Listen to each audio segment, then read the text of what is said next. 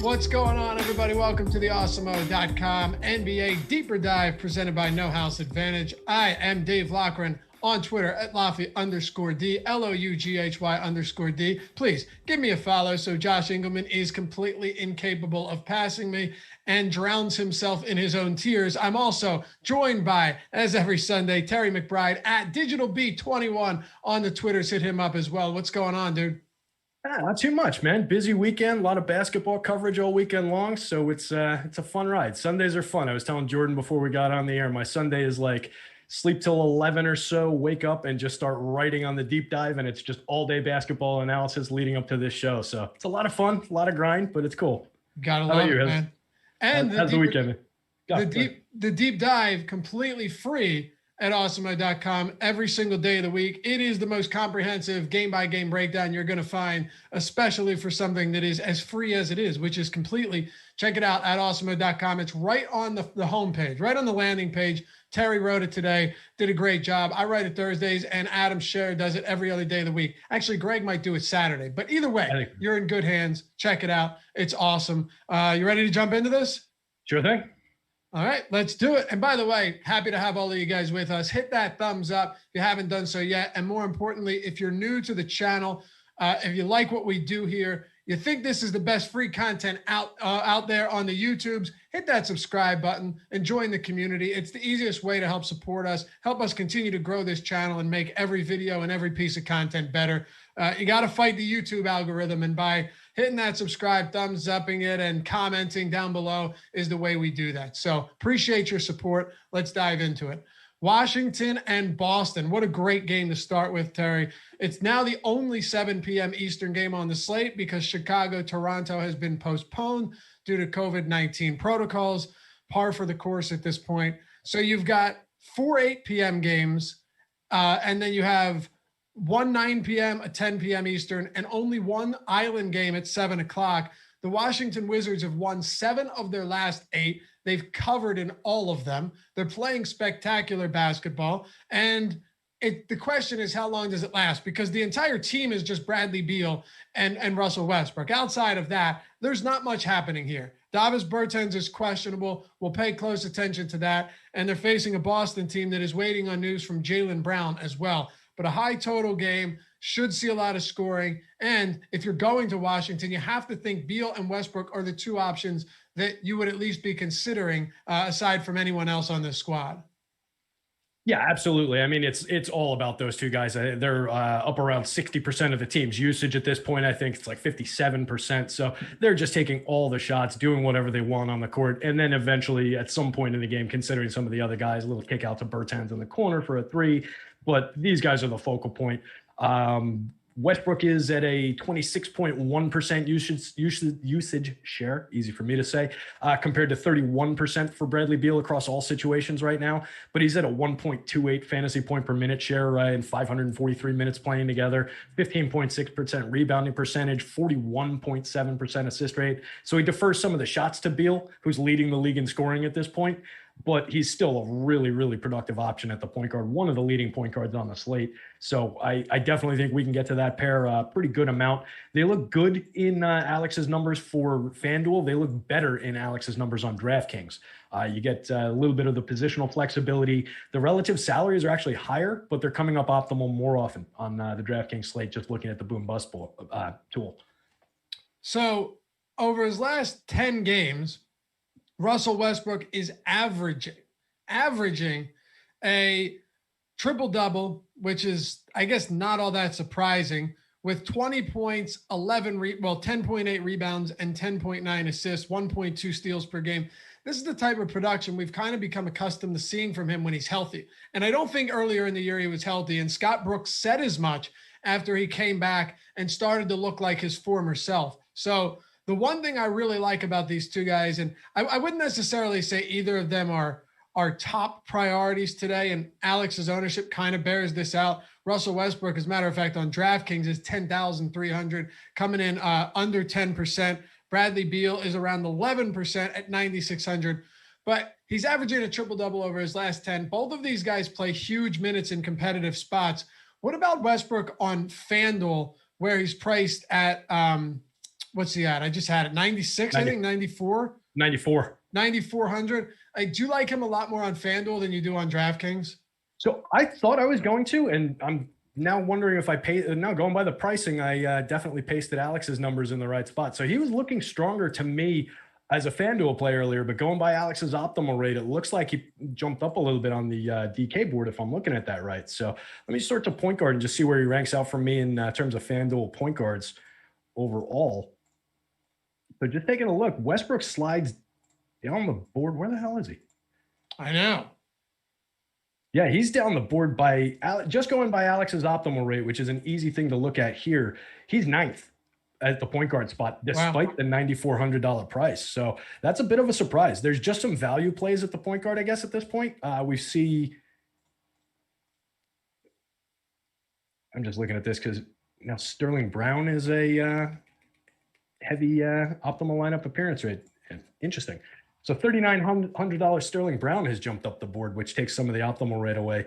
Yeah, Westbrook for me in general is a play at that price on FanDuel. So I'm going to go a little bit away from the optimal lineup board there and just say, yeah, for me, I think at that price, that's an underprice for Russ Westbrook in my mind. He is a more expensive player than that. He should be pushing that 10,000 range, particularly with that recent performance that you've mentioned. So I think I'm going to probably have more shares of Westbrook than the boss does based on this. And he'll probably be right and I'll probably be wrong, but that's what I'm going with. Rui Hachimura had a really disappointing game and a good matchup yesterday against Minnesota. Really, the bulk of this team outside of Beal and Westbrook doesn't offer much on a nightly basis. Are you getting anywhere today? And does the Davis Bertans pending news affect any of your decisions? Not really. Everybody on this team kind of slots in as just a mix and match at best option for me on most nights. And it's rare that I really get to any of them unless somebody's truly, truly standing out. And we just don't have that here.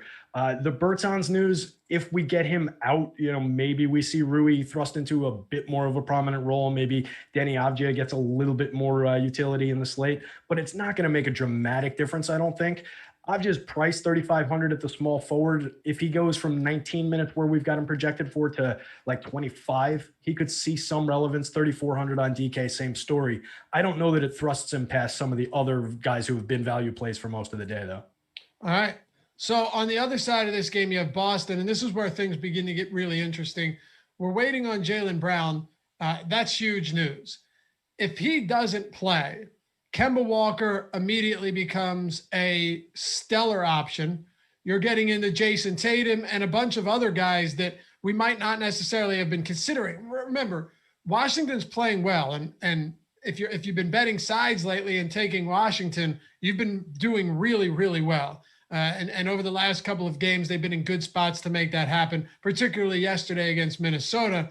Kemba Walker's still already getting a little bit of usage. Jason Tatum, not a ton, around 11%, because we have Jaylen Brown in right now. He's getting around 10%, and then it falls off a cliff. That's on DraftKings. On FanDuel, Kemba Walker is weighing in at 12% ownership, Jaylen around 20, and Jason Tatum around 12.5. Now, over his last 10 games, Kemba has a usage rate nearly 29%. And once you take Jaylen Brown off the floor, he's just going to see more opportunities. So this is one that we got to pay close attention to. But fortunately, it's the first game to lock on this slate. Yeah, so hopefully we'll have that Jaylen Brown news with plenty of time in the next hour and change to make any adjustments we need. I am all over Kemba if Jaylen doesn't go. I like Kemba anyway, even if he does. Me too. But I think him not going would definitely shoot him through the roof. But in general, I still think Kemba's underpriced, 6,800 on both sites. He's a player who's more valuable than that. We've seen the numbers come up. He's up to 1.05 fantasy points per minute this year across all situations. That's down from 1.10 last year, but he's trending upward. Last few games, he's led the team in scoring. He's just been more productive as he rounds into form, rounds into health. He missed the first part of the season. Across just 62 minutes playing with Tatum and without Brown this season, his usage jumps from 27.9 to 31.2. And he contributes a 16% rebounding percentage and a 31.1 assist rate across all situations. So he contributes in some of those ancillary categories. He's a very good player and he's underpriced. So it's getting Kemba Walker at a discount. I never have a problem with that, but definitely rockets up my board if Jaylen sits. Yeah, another thing I like too is over 20.5 points for Kemba Walker. That just feels like a good spot against Washington. They're playing at the fastest pace in the league, more than a possession per 48, more than the next closest team. They have a bottom 5 defensive rating, even over this good stretch they've had. They're still not a good defense at all. I think this is a spot that we can get to for sure. And be sure to check out every ability to shop odds across all different books at oddshopper.awesemo.com. You could just simply search a player's name. It'll pop up. For example, we have one book with them at 20.5, another's at 21.5. You take every opportunity there that you can get. Of course, you want to check the juice. On this one, it's juiced a little bit to the over, but I still like that quite a bit. Now, are there any peripheral guys that you like for Boston?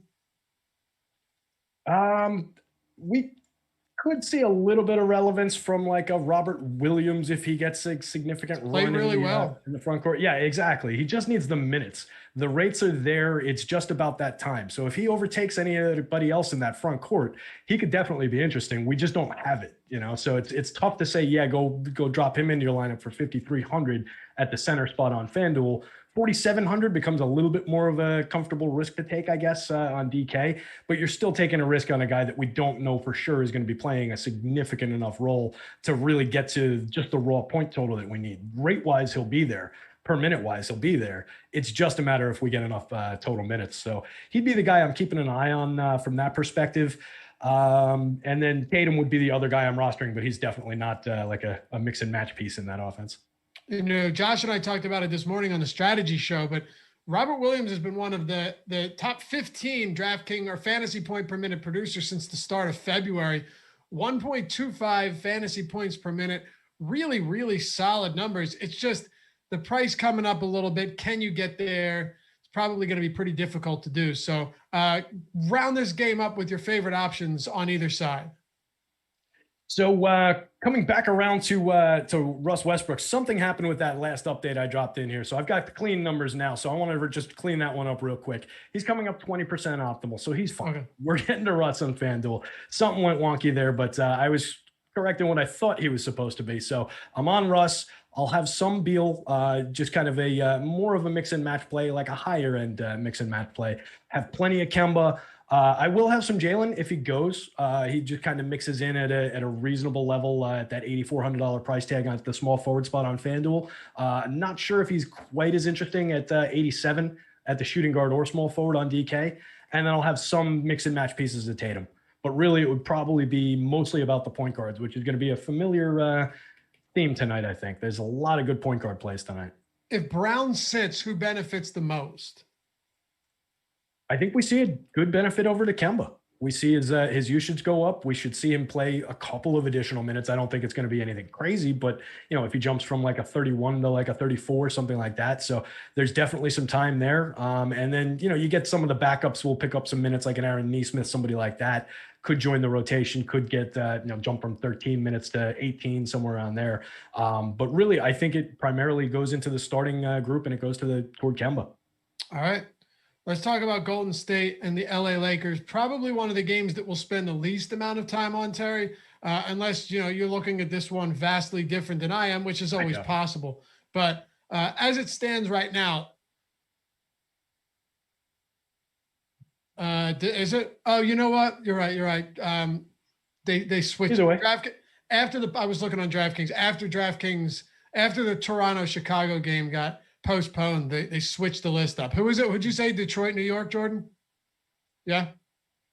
All right. Thank you. New York and Detroit will go to next. You've got the Knicks laying 1.210 total. Elfrid Payton's doubtful and Taj Gibson's out. I know the latter sounds totally irrelevant to most, but Nerlens Noel played over 40 minutes last game, which is absolutely insane. Even though his production was down, you're getting 41 plus minutes from Nerlens Noel in a game that Taj Gibson only played 4 minutes. So with Elfrid Payton out or doubtful, with Taj Gibson out, let's break this down. Start wherever you want. Front court, back court, doesn't matter to me. So for me, like the daily starting point for the Knicks is Julius Randle. Guy's having a career year. He's just been dominant for them. The assist percentage has been fantastic. He was always a willing passer, but he's become just a much more effective passer this season. So he's very much in play for me on most slates. And the price isn't like prohibitively expensive at this point. 9,500 on DK is a lot to ask. 8,900 on FanDuel, a lot more reasonable. So we'd seen him jump up over the 9K mark for a few games. He's back down under that on FanDuel. So I really like getting to him there. 33.3% assist share on the season, 29.9% rebounding rate. 23.4 real life points per game, 36.7 minutes per game still. So Tibbs is still just content to run him completely into the ground. Would it surprise you at all to find out that like Tibbs was building Saw inspired man traps in his spare time? Like this guy is just sadistic with what he does. It's unreal. He absolutely hates young players. It's crazy. I mean, quickly had 18 points in 9 minutes in the first half the other night. And just, who cares? Let's give Derrick Rose 30 plus minutes. I think Derrick Rose starts only because Tom Thibodeau is the coach. Yeah, and I think that's absolutely right. And last night on this Live Before Lock, Emac threw it to me as, hey, you're our resident Knicks fan. What do you think of blah, blah, blah? There's no way. We're not going to see Derrick Rose even play 34 minutes. We're not going to see it's Derrick Rose. His knees are blown out. They wouldn't do that. So guy comes out and plays 37.7 minutes less. It's insane. But we could see it again. Tibbs is that sadistic. We might see him play a significant share again. So Rose is on the board as well. I don't love the price at 5,700, but I think he's definitely in play given the fact that we could see him get that kind of insane run again. Alex has him projected at 30 minutes. It's probably Alex's highest minutes projection on Derrick Rose this season, and it puts him relevant. He's going to be owned, which is the one thing that would concern me there, given that question about those minutes. I'm not totally comfortable saying that, on a back-to-back, we're going to see Derrick Rose for 30-plus minutes again. So given the fact that the public is getting to him a little bit more than he's coming up optimal in our simulations, I think I want to look at different point guard options. I'll have some of them, but I would rather be under the field on them. So I guess, Jaylen Brown is out. Okay. So that's significant.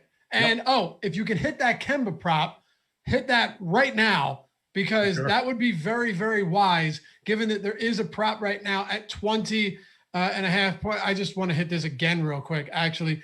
What do you think about Rose on the second of a back-to-back? I know you talked about the minutes and talking to Emag yesterday, but do you worry about the fact that he is on the second of a back-to-back, or do you think that Tibbs just like legitimately doesn't care? I think both of those things are yes. I do worry about it, and I think Tibbs doesn't. It's in my head, it's a big question mark, right? I think at 5,700, there's enough of a question that he's got enough public ownership on him that it's going to concern me going in. So I'm going to look to get under him. He's like 10% owned on FanDuel. He's more than that. He's 16% on DK. And it's more concerning to me on DraftKings, even though you get the position flex, you can move him around to the shooting guard spot. He's outstripping the rate at which he's optimal. And there are just so many other options for us at the point guard spot. And then for the Knicks at the point guard spot. They can go to an Emmanuel quickly. They can have Alec Burks handle the ball. They can dig up Frankie Ntilikina again. They could even throw Austin Rivers out there. I don't think he was even on the bench yesterday, and he's probably not going to be DFS relevant until he's on another team. But he's on the roster, and he can handle the ball. So there are guys they can go to in the case that they want to decide to rest Rose. It wouldn't be out of the realm of possibility for Rose to start and not get more than like 22, 24 minutes. It wouldn't be out of the realm of possibility for Rose to even late scratch or just be a DNP and sit on the bench and cheer on his team. I don't think that's what's going to happen. I think he starts. I think he sees 28 minutes, but it's dicey on the second night of a back-to-back. Okay. I think it is too. The problem is I'd love to say Emmanuel quickly is the play here, but you can't be paying $5K plus for him right now, just given the complete uncertainty when it comes to his playing time. So it's too big a price tag. And I love the kid. I love how the team looks with him out there. There was a good piece on, I think it was on Grantland, The Ringer. It was on Grantland 7 years ago. It was on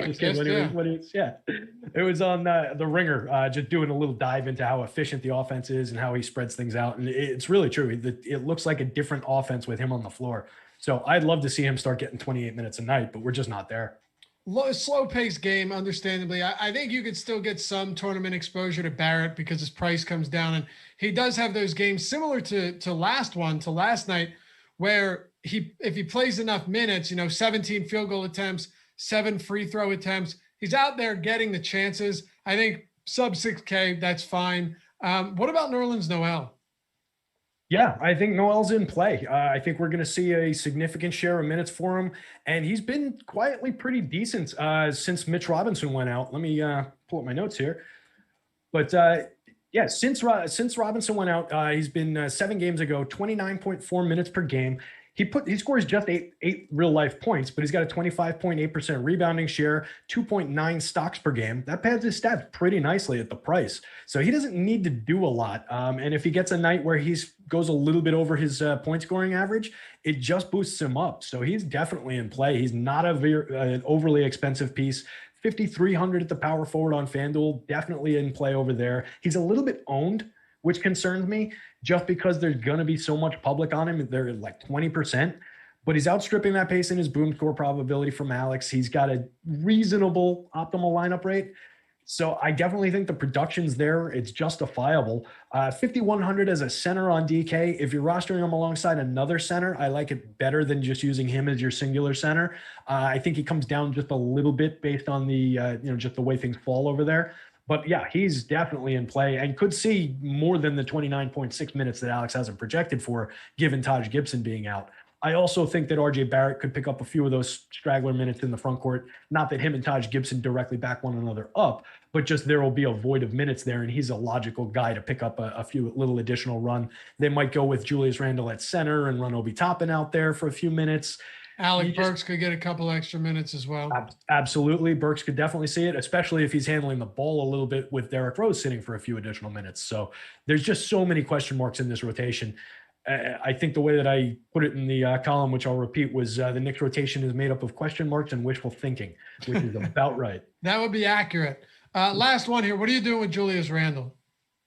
Rostering him quite a bit on FanDuel. I'll probably end up over the field. The field's at like 27.6. That's pretty much even with his optimal lineup rate from Alex. And same thing on Draftkings. It's like 11 and change over there in both marks. So he's expensive, but I think he's a strong power forward play on FanDuel. And he's definitely in the mix, more of a mix and match piece on DK. All right. There you go. It appears all of the player props have just been pulled for Washington, Boston. Oh, wow.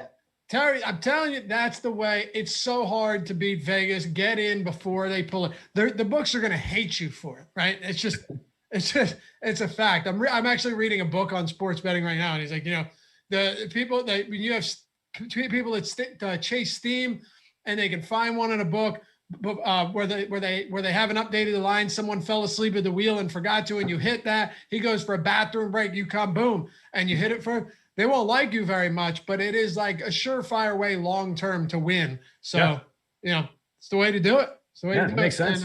And, I don't know if they'll come back with props. Sometimes they just don't this close, but if they do, and Kemba comes back at even 22.5, you're golden. So watch for him not boosting it enough for sure. And when you get projections like Alex's projections to work with and the tools that we have at the site, you can pick up the No House Advantage props and look at those and make bets off of those. I mean, there's so many tools at the site to help you with this stuff. It's pretty killer. It's pretty powerful. That's right. That's the way I've tried to always do it. Anyway, okay, so let's talk about the Detroit side. Pretty par for the course with this team, right? Jeremy Grant, high usage player. Now that DeLon Wright is out, even higher. Blake Griffin has been out for a little while now. He won't be returning. So you've got the usual suspects. Grant, Plumlee is one of those guys that I always say, hey, you got that solid upside. And one of the good examples of that is just 2 games ago against New Orleans. He played 32 minutes and had 21, 9, and 7 with 4 blocks. You can get those games, but you have to be playing him on days where there's not a lot of value at the position. He has a pretty high floor, but his ceiling, I guess, is a bit capped. What are you doing with the Pistons against the slowest paced team in the league that, believe it or not, as you would know, has a top 5 defensive rating in the New York Knicks? Yeah. Knicks taking it back to the 90s style. I love it. So, it's pretty much about Jeremy Grant on this team if I'm going to any of the Pistons, just based on volume and ability. I don't love the price, though. I think he's a little bit expensive for his talent at 7,400 on FanDuel and definitely at 76 on DK. We're pushing the limits of where Jeremy Grant should be priced at that. Even with the improvements this year, even with the additional usage this year, it's a little bit rough. So 1.05 fantasy points per minute, fine, but the public's going to be there a lot. 13% on DK, 23% on FanDuel. there's just a lot of people going to him. And to your point, it's a pace down game against a good defensive team. It's just a little concerning. And then when we look in games without Blake Griffin, Derrick Rose, who's not on the team anymore, and Delon Wright, his production actually slips a little. He's down to 0.98 fantasy points per minute, and he sees it, and that's with an additional bump in usage. He goes up from 26.2 to 27.3, so tiny little difference, but it's an uptick, not a downtick. We should see a little minor jump in his fantasy production. So we're not seeing that. It's a pace down spot. It's just a tough ask at that price. So if he was a few $100s cheaper, I'd get to him more, but I don't mind ducking under the field on him. I'll have some at the power forward on FanDuel, but not a ton. I think I'll be well under the 23.5 that the field has. Other guys on that team. By the way, I was very surprised to see he was almost 25% owned on FanDuel as well. That was surprising to me. Yeah, it really jumps out, and there's other options at the position that I like, and I think it's a decent spot to spend up to on FanDuel. It's one of the few positions that has some good players at it. So yeah, and on DraftKings, like honestly, he's 13%. Nobody else is above 5%, and on FanDuel, you've got him at 24%. Sadiq Bey at like 13. So if there's not anyone else you like, we don't even need to get into it because we got 7 games and I want to hit on all the good ones. But if you do have something, go for it. I was just going to badmouth Dennis Smith, so we can pass on that. All right. And yeah, unfortunately, it looks like our time for Saban Lee has come to a brift and sweeping close. But he was good for a couple games there, and hopefully everyone was able to capitalize on it. Yeah, pretty unceremonious ending for him, but certainly was. Sometimes you can get your hands on Dennis Smith, and I guess that's an opportunity they couldn't pass up. Yeah, I mean, dude, it's the whole thing. It's so frustrating what some of these coaches do. Memphis and Houston. Let's make our way over to this one, Terry. You've got the Memphis Grizzlies, 3.5-point favorites, 223 total. On the Houston side, Christian Wood likely won't be back. Well, he won't be back until after the All-Star break. Victor Oladipo is out for this one as well. For Memphis, the only real news here is Grayson Allen is out. Is there anything that stands out to you in a big way for Memphis today in a very good matchup against Houston? I will say ownership will be on the Grizzlies. Not everybody, but in a few spots, and I think for pretty good reason. Yeah, definitely. I think they got a few pieces that stand out. On the DK side of things, it's primarily around Justice Winslow, surprisingly, and Ja Morant. Winslow for price, $3,400. You get him as a point guard or a small forward. Not projected for a massive median projection by any means, but comes up optimal a fair amount of the time in our simulations, just based on that price tag and his ability to rack up some points in ancillary ways. He doesn't have to score the ball to be productive, so he can have those outlier games. Pretty broad range of outcomes, good tournament play there despite the ownership. He's going to be very popular, 25.7% owned right now, coming up in 16% of the optimals. So that's outpacing the optimal lineup rate. But I think at that price, he's kind of a fundamental building block over there. Morant comes up similarly in terms of ownership. He's going to be pretty broadly owned, more so than he is in the optimal rate. But I think he's underpriced, 7,200 on DK, 71 on FanDuel, where he's relevant as well. I just think that's too low a price for the talent that this kid has and the clear upside that he has. And that's borne out a little bit in Alex's boom score probability. I get similar rates in terms of hitting the target score that I have for him at that price. So I really like him in along those lines. And then on FanDuel, I was getting to a pretty good amount of Jonas Valanciunas for 7,400 at the center spot. He was my leading center on the day, and he's not getting the public ownership that some of the other options at the position are. So I really like him in the spot today. I don't think there's anybody really from Houston who's going to slow him down in any way. So I think he's going to be able to do whatever he wants, should get significant run, and he's popping up in a good amount of my lineups. Everybody else in that team is kind of filler. All right, so then let's move it over to the Houston Rockets.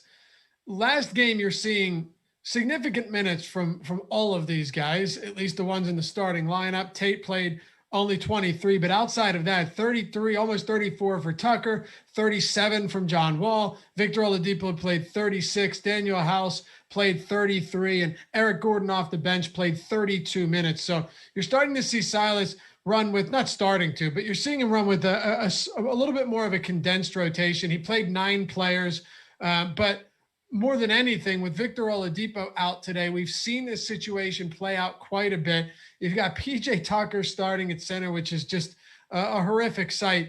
Who benefits the most here? And will you be going back to John Wall again?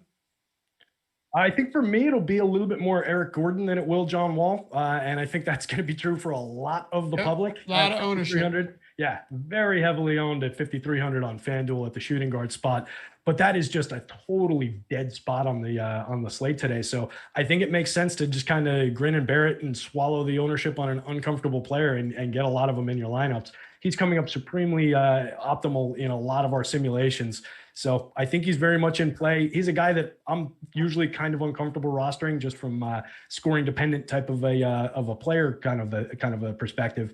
Let's see. In the situation playing alongside John Wall, he's averaged 0.91 fantasy points per minute for the season. His assist rate jumps up to 23.5 from his 19.7 standard.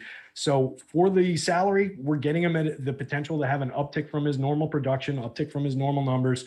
I think it makes sense to go to him. I'll have some Wall. I think he's another guy who's going to be productive in this offense and in the spot. 1.15 fantasy points per minute for the season. Should see a bit of an uptick. Everybody else in the lineup is kind of a mix and match piece, except for Daniel House, who I do not like rostering, but is going to be very relevant tonight. $4,500 small forward, comes up as an optimal choice on FanDuel a lot at the small forward spot, which is another spot that's just kind of a flat position. The two and the three on FanDuel are just a little bit dead today. So we're just kind of taking value spots without any of Oladipo, Wood, Cousins, or James Harden in the numbers, taking all those guys out. House is at almost exactly his seasonal production of 0.79 fantasy points per minute.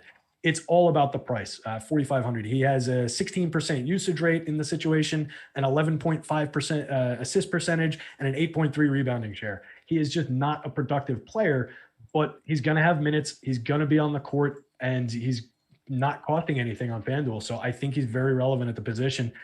I'm going to try and find a way to get under the public just because I am not comfortable rostering a point per minute player that's that weak. But it's going to be difficult through process. I think the process is just going to push him into a ton of my lineups. Sterling Brown, with all four of them off the floor, is a 0.95 fantasy point per minute player. He actually has 227 minutes without Harden, Wood, Cousins, and Oladipo as well. With PJ Tucker, 0.5 fantasy points per minute in that situation. It's really just pretty brutal what you get out of him essentially every single day. He went 3 straight games there without scoring a single point. It's actually remarkable. It's super impressive when you really think about it. And I'll go back to the under on points, rebounds, and assists for PJ Tucker at 13.5. Of course, you can check our player prop tool out entirely for free at awesemo.com too. But Sterling Brown, you mentioned it right at the top of the show. Ownership on him is a decent clip. 19% on Draftkings. He's coming in there at $3,900. So you're getting him at sub 4K. And on FanDuel, Sterling Brown is priced at $3,900 and 7%. But really on DraftKings at 19%, I think the usage isn't really going to be that high. Assist rate, maybe not. Double-digit rebound in that situation, which is nice. But ultimately, if you're looking for value against Memphis, if he gets enough minutes, you might be feeling pretty good about that. So how many minutes are you giving Sterling Brown? So I've just got Alex's minutes plugged in, but I pretty much agree with his 23.6. If I was doing it, I might have just dropped like 22 in there as kind of a placeholder without really checking. But I'd be confident with that, or we're going with Alex's minutes, which I do a lot when I'm on shows. So he's definitely relevant on DK, just given he's a shooting guard, small forward over there. You can move him around for almost no investment at 3,900. At the point guard on FanDuel, though, he's almost totally irrelevant. Just there's too much talent at that spot and too many guys to pay up for. So you're only getting him 5% optimal, and he's coming up 7% owned. It's just he's kind of off the board for me on FanDuel. Me too. I'm giving him 26 minutes personally, though, and I think if you get 26 minutes from Sterling Brown, that might not be all that bad. They're missing a lot of players today, and yeah. Even though Eric Gordon is here to soak up run, I think just taking Oladipo out, because Sterling Brown played around 20 minutes last game. Does he not get more than 4 additional minutes with Victor Oladipo being out after playing 34 minutes? We'll see. Yeah, it's a good point. It's and it definitely changes his projection a little bit, makes him a little bit more relevant. I still would probably defer to more of the star caliber players at the point on FanDuel. Oh, I want nothing to do with him on FanDuel. Yeah. Yeah. But if you're looking, if you were projecting that kind of a run and looking for a way to make a lineup really different, and you wanted to swap him in instead of one of the other value plays, if you had like a good power forward, let's say, to go to instead of, I don't know, Nerlens Noel, you could maybe get away with something like that where you're opening up a good amount of salary and creating a delta that's not crazy big if we're expecting that kind of a run from him. At a lower minutes rate, I wouldn't touch it. Anyone else from this game, either side? I think we hit everybody. I think so too. Yeah. What do you think of Gordon's point prop? Just looking at the board, we've got it at exactly 50% probable on both the over and under. So I guess Vegas set a perfect line at 22.5. Oh, dude, last time I bet the Eric Gordon points prop, I thought it was an absolute lock. Sorry, I bet points, rebounds, and assists at 24, and that was without, like, they were down everyone in that game, and he was just absolutely dreadful. So would you say it's at right now? 22.5. And we have him projected at basically 22.5, right? I think so, yeah. Yeah, I'm looking at it now. Alex has him at 22.49. I'll defer to that one. There are a lot of props that I'll just defer to. Certain props I'll latch on to because I think I have some insight. But if I don't have a good feeling about one of them, I'll just try and rely on the projections. This is one that I don't have a good read on at all. Yep. Okay. And he's right there in my numbers too. Have no idea, no good read on it. I would be wildly uncomfortable, and I'd probably just make like a bias pick and go with the under just because I'm not an Eric Gordon fan. Yeah, I get driven nuts by this guy. Yeah, exactly. It's so nothing personal against him, but yeah, he's just frustrating for DFS. Right, DFS nuts, exactly. Yeah.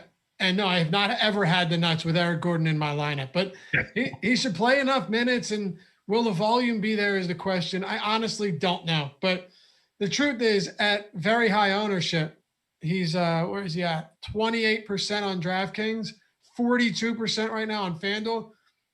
There's a good chance Eric Gordon has 25 fantasy points, and it's something he's done quite frequently. But there's also a chance he goes off because he's going to be the number 2 scorer, maybe even the number 1 volume player behind or in front of John Wall. It depends, but it'll be 1 and 2 in one direction or the other. All right, Golden State and the Lakers. I'll let you run with this one. I really just don't have much interest in this game at all, and I want to make sure we give ourselves enough time for all the viewers out there to get to some of these games that are later in the slate. LeBron is getting a little bit of love, but aside from that, where are we turning to in this game? I was going to kind of say we can just do this in one name, and it's LeBron James. That's really? He's the relevant play from this game. I would never complain about rostering Steph Curry. If I get him, I get him. I'm very happy about it. One of the most productive players in the game, but he's appropriately priced. 10-4 on FanDuel, 10,000 on DK. So he's getting under-owned compared to his optimal lineup rate, but you're talking about an optimal lineup rate under 10% on both sites. So you're paying through the nose to get to him. As a last man in, he's a great play. Sure, if you've got the salary and everything else is looking really optimal, you want to get a little different, but he's not a go-to option for me. LeBron probably will be, just from the fact that we'll have money to spend, and small forward is fairly flat on FanDuel. He's one of the standout options, and he's not getting owned enough compared to what we've got him in terms of optimal lineup rate. And that's less true on DK. The public's right about where they ought to be on DK. The 11,000, I guess, is a little bit of a spend up too much for the FanDuel folks, but I'll be on him with that kind of leverage. All right. And that's it. Ted Cruz, personal stylist in chat, says Gordon may or may not go off. Got it. If that sounded like I was hedging, I'm not. What I'm saying is when he's 41 or 42% or whatever it is, and 30% on DraftKings, it might come back to bite me, but I'm okay being underweight on someone like Gordon that has a low floor. I'm saying, of course he could go off, but Eric Gordon could also go for, 26 points and 29 fantasy points. It's just the type of player he is. So that's absolutely scoring dependent guy who we've seen go bust so many times. I don't think you were hedging there so much as just being realistic about what the expectation for this guy is. It's a broad range of outcomes when he's got this kind of an opportunity. So he could break the slate in either direction. We could see him totally bust and burn half the field. We could see him totally go off and benefit half the field. That's the kind of play it is tonight. Exactly. And I'm not even saying that's what he was suggesting, but if it came off that way, just to clarify. All right, Terry, we got 4 down, and Washington, Boston with Jalen out now. It's going to be crazy. New York, Detroit's got a little bit of interesting stuff going on there, especially with Gibson and Elfrid Payton doubtful, Gibson out. Jeremy Grant, a lot of ownership. Memphis and Houston, this game is going to be super popular. Golden State and the Lakers, you just broke it down in only a few words. It's all that was needed. There just isn't a lot there.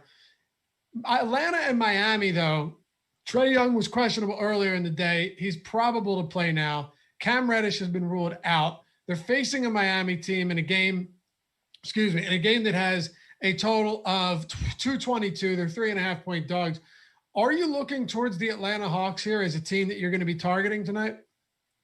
Not much, maybe just for a few mix and match pieces in some lineups, because there is a lack of ownership on them. Everybody on the team is under 10% public ownership on Fanduel. Same story on DK. So you can get to these guys with a little bit of leverage. They don't stand out as like particularly strong upside plays, but getting to a guy like Trae Young, who can go off on any slate when the field isn't really on him very much, or getting to a guy like Clint Capella, who has decent upside on kind of a light center night, is fine by me. I'm happy to do it. I don't think I'd be, if Capella, for example, 6.5% owned, if I'm double that, I'm happy. If I'm triple that, I'm probably going a little bit too far with it. So I'd be around that kind of a level, but nobody really jumps out on the Fanduel slate.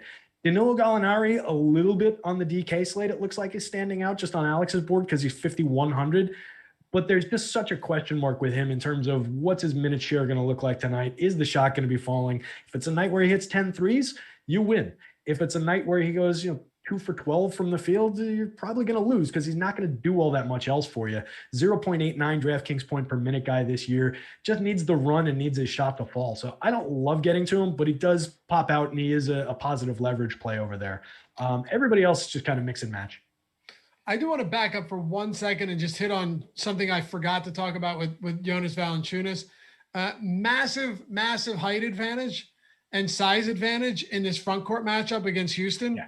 That should play out well for him. Houston last year when PJ Tucker was at center after they shipped Clint Capella to Atlanta, they were the worst rebounding team in the league for very obvious reasons. So assuming something wild doesn't happen and Eric Gordon and John Wall and Daniel House are knocking down all of their threes and they're playing up in pace and Memphis looks to maybe go small, I don't think that'll be the case at all. I think Memphis has a massive rebounding advantage here and the ability to score around the basket. So I'd be surprised for Taylor Jenkins to come out of this one and say, you know what, we got to take Joval off because it's he can't keep up. If he plays 30 plus minutes in this one, there is a very good chance that Joval absolutely annihilates this front court. Yeah, absolutely. 100%. He was my leading center by a good amount on FanDuel. I really like the play. And yeah, when I was saying earlier, I think he can do basically whatever he wants. That's kind of what I was accounting for. The right. 6 foot nothing PJ Tucker going up against him rebounding is not an answer. And I say 6 foot nothing about a guy who towers over me because I'm He's not getting a lot of ownership though. So yeah.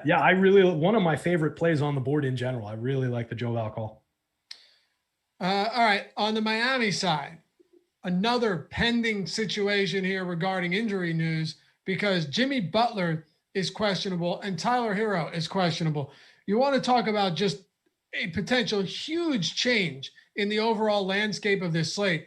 If Butler and Tyler Hero both don't play, Bam Adebayo, first of all, one of the best facilitating big men and versatile big men in the league, immediately gains even more value, especially against a underwhelming Atlanta team and underwhelming defense.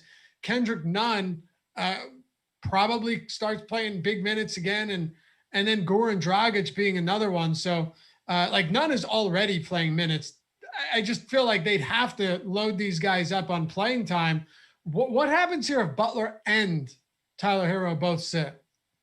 So I definitely like the Bam call. I think he's going to do a significant amount of the distribution and the lion's share of just handling the ball, making sure that the offense is well facilitated.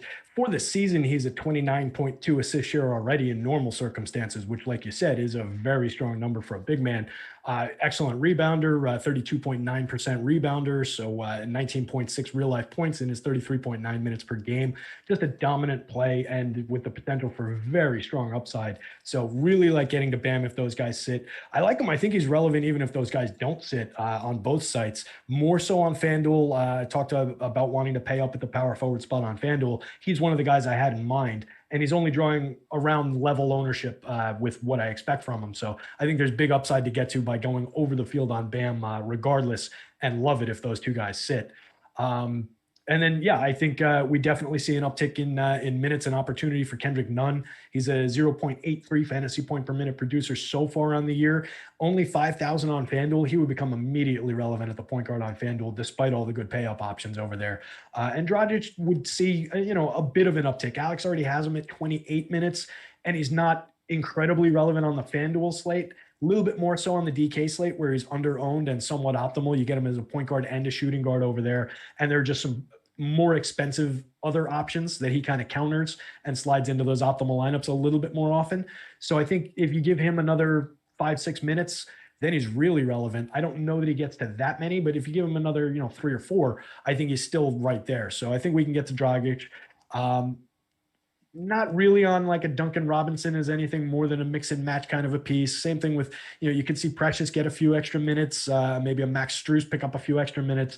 But I don't love either of those guys regardless. Only 3,500 min prices on both sites, 3,000 on DK. But I just don't know that they'll get enough run and enough production to be very relevant for us. All right. So someone mentioned that Joval hadn't played more than 30 minutes in 10 straight games. Unless there's a different Joval, that is patently false. So... game logs can actually, once in a while, on occasion, seldom be your friend. This is one of those situations. If Tyler Hero and Butler are in, is there anything you're looking to get to?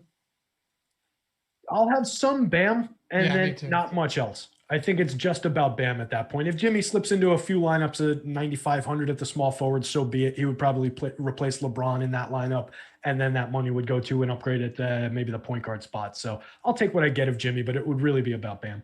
All right. Hey, it's time to say a word about our wonderful sponsor, No House Advantage. And I give you each time several reasons that there's no reason you shouldn't be playing there. Number one, at No House Advantage, you get $20 match deposit, up to $20 on your first deposit. Boom. Use the promo code Awesemo. Get in, get your $20 onto the site. Number two, well, the format, peer-to-peer player props, very cool. What you do is you're putting player props instead of like all these other books where you bet props as singles and not parlaying them. Here it's in a contest form, peer-to-peer player props. In a contest form, you have 8 of them. And so it'd be like Draftkings or FanDuel, but props form. And we have, this is the best part. The projections at awesemo.com are entirely free. They will always be free. And not everyone knows about this. Not everyone that's playing at No House Advantage watches these streams. They should be, but they don't, which means not everyone knows that we have free projections at awesemo.com. We have a free optimal lineups page at awesemo.com, always free. You don't have to be a premium sub for any of that.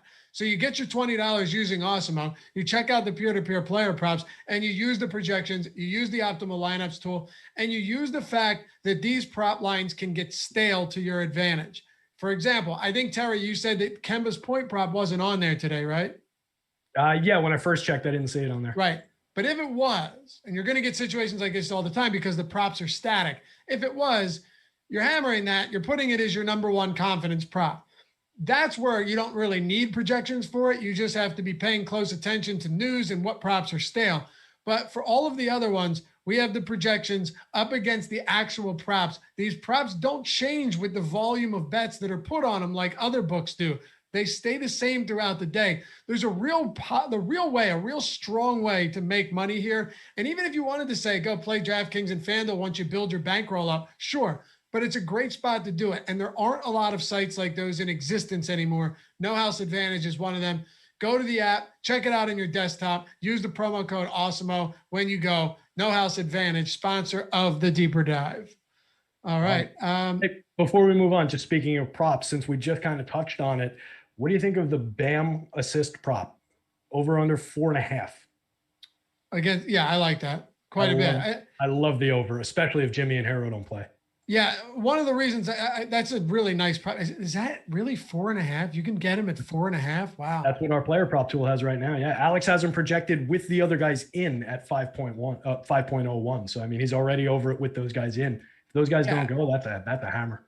If they don't go, that gets pulled, and then it likely won't come back at all. But if it did, it's coming back at probably like 6.5. Jimmy Butler's been averaging 10 assists per game over the last month or something crazy like that. Yeah, so you're getting a void that a willing and good passer is going to fill. I think that's a home run spot. Man, I like that a lot. Unfortunately, a couple spots I'm looking don't have it, but if you can find that, grab that. Yeah, go get it. Yeah, oddshopper.awesemo.com. All of the books up there, you can shop it. So we went through Miami. We're done with Miami. Phoenix and Minnesota. Phoenix Suns in Minnesota. Minnesota playing a second of a back-to-back. They were in DC, now traveling to Minnesota. They got smoked yesterday. No surprise there. You got a 225 total. Suns are 10.5-point favorites here. Again, not a big surprise. Dario Saric questionable for Phoenix. What are your thoughts on the Suns today? I'll have some as like moving parts. There's not anybody on this roster that I get to a ton. I think I'll have some Ayton shares because he's only 7,000 on FanDuel. I think his game is going to come down to whether or not he can out-rebound Karl Anthony Towns today. That's really what his upside is going to be. So I'm a little bit concerned about it, but I think the price is right enough anyway that I can get to a little bit over the field. The field's projected for less than 15% ownership. So if I'm around 20, I don't mind it. He'll be one of my pieces on FanDuel. And then, Chris Paul will rotate into some of my point guard shares. 7,500 is a bit of a discount for him. 1.18 fantasy points per minute, right around what we expect normally from Chris Paul. Booker's a guy I haven't gotten to a lot this season. Just the numbers and the production have been down. I like the price at 7,700, but he's kind of earned the downgrade in price. 1.03 fantasy points per minute is down from his 1.13 last year. And he's getting a little too much ownership for what we're seeing from him on FanDuel anyway. On BK, he's interesting because he's 8,000 over there. And he's not very owned, but he's also not coming up optimal at all. So he's actually over owned for even a small, he's over owned even at a small ownership share. So he's under 10% owned, but it's significantly over owning him compared to where how he's looking for the price. So Booker's really interesting and a stay away from me on both sites. Crowder's a little bit interesting, but he's come down since earlier in the day in terms of how frequently we're getting him optimal, just with some of those other values opening up. So I'll have some shares of Crowder, but I don't like him nearly as much as I did earlier today. Everybody else just kind of mix and match pieces. All right. Where we got almost 2,500 watching on a Sunday. I'll take it. Oh. I'll take it. Hit that thumbs up for us and subscribe to the channel. Your support means a lot to us. It's the only way we keep doing this here. So Minnesota is an ugly team, not physically, from an aesthetic standpoint, to each their own, right, Terry? But Karl Anthony Towns' price is coming up, second of a back-to-back. If it's close, he probably gets 36 minutes. I just have zero confidence that Minnesota can keep a game close against the Phoenix team that has looked like world beaters recently. Beasley's serving his second of a 12-game suspension. D'Angelo Russell's out. And now you've just got a team of like Anthony Edwards, whose price point continues to climb, played well enough from a fantasy standpoint. Ricky Rubio getting the start last game, 25 minutes. Vanderbilt. It's such an ugly team. Jalen Noel, it's possible that he actually has a decent game, especially if they get blown out too, right? He had 30 DraftKings points last night in 26 minutes. He's still sub 4K. So that's interesting. It's risky. It's a real tough matchup against Phoenix, but is there anywhere to look here? I will probably get to a few Towns shares in my center spot, just rotating him through as one of like 4 or 5 options on FanDuel. I might have a little bit of Jared Vanderbilt at the power forward spot, but like I said, I want to pay up there. The discount point guards are somewhat off the board on FanDuel, despite I do like the price, and there's potential, especially as a tournament play in Jalen Noel, like you said, only 3,700 at the position, but it's a pay up spot for me today on FanDuel. So I don't know that we need to get there. I think we're getting our value elsewhere. They're a little bit more relevant maybe on DraftKings. I don't know if you guys can hear my dog going nuts in the background, by the way. So they're a little bit more relevant on DK just because of from a leverage perspective. They're just not getting much ownership, but it's not crazy strong leverage, and they're not expected for much upside. We don't like to predict blowouts or anything like that, but in this case, with a bad team, I think it kind of makes sense to be a little concerned that they're just going to get lit up, and you get 20 and change minutes from everybody, and nobody's a relevant fantasy contributor. I could absolutely see that being the case here, which leads us to our final game. Again, only 7 on this one, not 8. Chicago, Toronto postponed. Charlotte and Sacramento, a wild one we've got on our hands here, Terry. First, if you want to use our college basketball projections for $4.99 a week, we've got you covered. Awesemo Plus college basketball projections, less than $5 for the week. Just use the promo code college and check out every other subscription we have at awesemo.com/join. All of the tools built by the #1 ranked DFS player in the world, Awesemo himself, and used by him as well. Ownership, player projections, boom bust tool, top stacks, everything, fantasy cruncher add-on. I'll stop talking because we got to get to this game, but check all of it out. Awesemo.com/join, weekly, monthly, annual, one sport, all sports, whatever you want. We've got you covered. So no Devontae Graham, Gordon Hayward doubtful, Cody Zeller doubtful. I'll let you run with this one, Terry. We got about 4 minutes to go, and it's a crazy game. Yeah, roster everybody from this game, or at least the starters, as much as you can. That's the basic 50,000-foot view of this one. But yeah, this should be a track meet. Highest projected total on the night. Relatively close game, so these guys should be running up and down the court all night long. Love De'Aaron Fox. Love LaMelo Ball. Think Terry Rozier is very, very relevant. I hate getting to him, but I think Buddy Hield is very relevant given the $5,600 price. Definitely some upside there, despite his 0.78 fantasy point per minute rates this year. Bagley is relevant. Harrison Barnes is relevant. Richaun Holmes is relevant at the center spot. All of these guys are firmly in play. On the Charlotte side, I liked Gordon Hayward, but it seems like he's not going to go. Like you said, he downgraded to doubtful through the day. I think that gives a bump to PJ Washington, who already had a bit of a bump because he's going to see minutes at the center spot without Zeller out there. So I think we can definitely get to some PJ here, and I think maybe the field is trailing behind that one a little bbit. His two teammates that I mentioned earlier, the two guards, LaMelo and Terry Rozier, both approaching 50% ownership on FanDuel, more in the 20s and high teens on DK. I like them both on both sites. It's just a lot of ownership to swallow on FanDuel, but I think they're going to be relevant enough. I think they're more building block type pieces. 7,600 is an underprice for LaMelo. I know he's a rookie, but he is a standout. 1.21 fantasy points per minute so far this year. Just a total underprice by FanDuel, putting him at 7,600 at the point. 8,800 on DraftKings, where you've got a lower total amount of salary to spend. That's how big a difference it is. They made a big mistake on that one, or they just want us to play a lot of LaMelo. I think Biyombo could have some relevant minutes out there for 3,500, although I like most of the center options that are pay-ups on FanDuel better than him. On DK, where he's 3,300, you can roster him alongside some other centers, move him around the board a little bit. I think he's got some relevance, but I think a lot of people are going to be doing it. And we talked about some other really cheap guys that you can maybe move around in those spots. Bagley stands out a little bit just for leverage on both sites. The public's not going to be getting to him because they're as uncomfortable rostering him as I am. But with a 29-minute projection, he looks pretty good. If he goes over that and hits like the 32, 33 mark, he's going to look even better, and not enough people are going to be there. So I think we can get to some Bagley. All right, so let's do this. Before we turn it over to EMAC and Eric Lindquist, they've got you covered live before lock coming up immediately after this. Top options from both sides. LaMelo, you said, price point on FanDuel. I don't care how high owned he is. That's absurd, especially with no Devontae Graham. And expectedly no Gordon Hayward. It's ridiculous.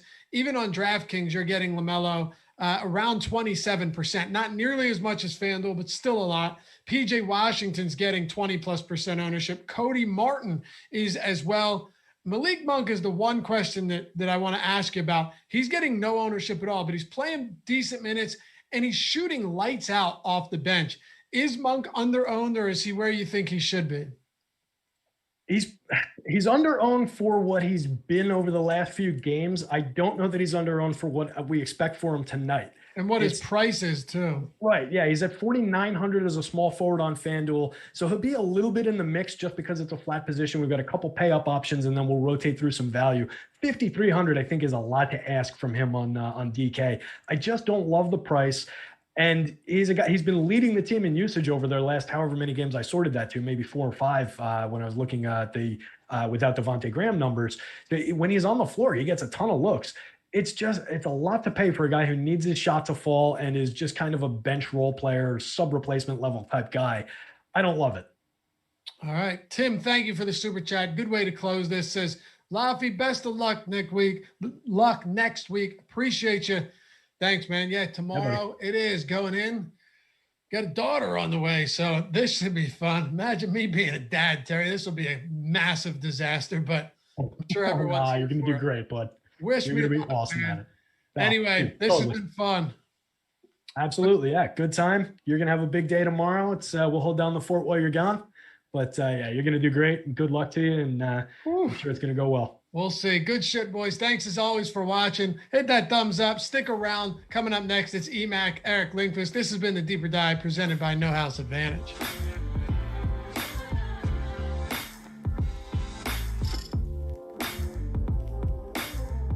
Good luck, bud. Later, guys.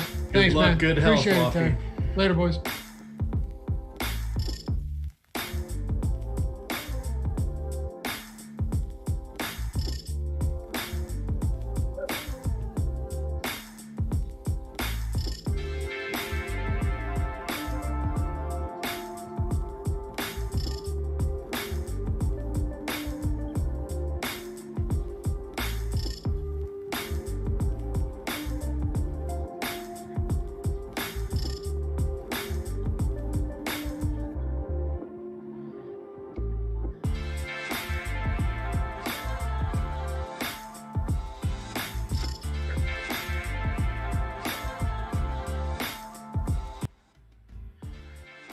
All right, Awesemo, here we go. It's Saturday. No, it's Sunday. Live before lock. Lost track of the days here. I've been on like 5 days in a row now, or tomorrow it'll be 5. I'm joined by one Eric Lindquist as we get ready for NBA Live before lock. 58 minutes until the first game tips off, then an hour until the next 4, then 1 at 9, and then the late night, as Terry put it in the deep dive article, which is free in front of the paywall this year, the late night sledgehammer. Does that sound like an apt? We're moving beyond late night hammer. Okay. Yeah, no, we can do the sledgehammer. The late night double hammer, the late night. I don't know. That's about all you got. It's basically Thor's hammer for sure. Oh, I like that one. I have been catching up on the Marvel Universe. I think WandaVision is so good. I haven't watched that yet. So good. You have to. I finished I finished the one where they kidnapped Bucky and he was escaping from something. Okay. So I'm like halfway. Captain America? That was It was like the third Captain America one. Okay. At least. Because there was the first one, there's Civil War with Bucky with the issue, and then this Winter is Avengers, Soldier. I think. Oh, okay. Yeah. Then there you go. Because they did the one where they met Vision, or they met the girl. What's her name? Scarlet Witch. Yeah. I'm catching up. I've read a lot about this stuff. I also read it on Side Action during the sports shutdown. Terry, your own T. McBee, did his own breakdown of the definitive order in which you should watch them, so they take place in the universe. That's something I'm going to go revisit that. So I'm watching it that way with my wife. So we're a little slow getting through these because we can only make it through about half a movie at a time these days, but there we are. All right, we're on to basketball tonight. We've got a good one. We've got a lot of stuff going on. We had Laffy and Terry walk us through game by game. We'll hit some of the high notes here. Should have some time for questions. We may or may not get some of the 8 o'clock starting lineups. We'll see here, but a couple house cleaning notes.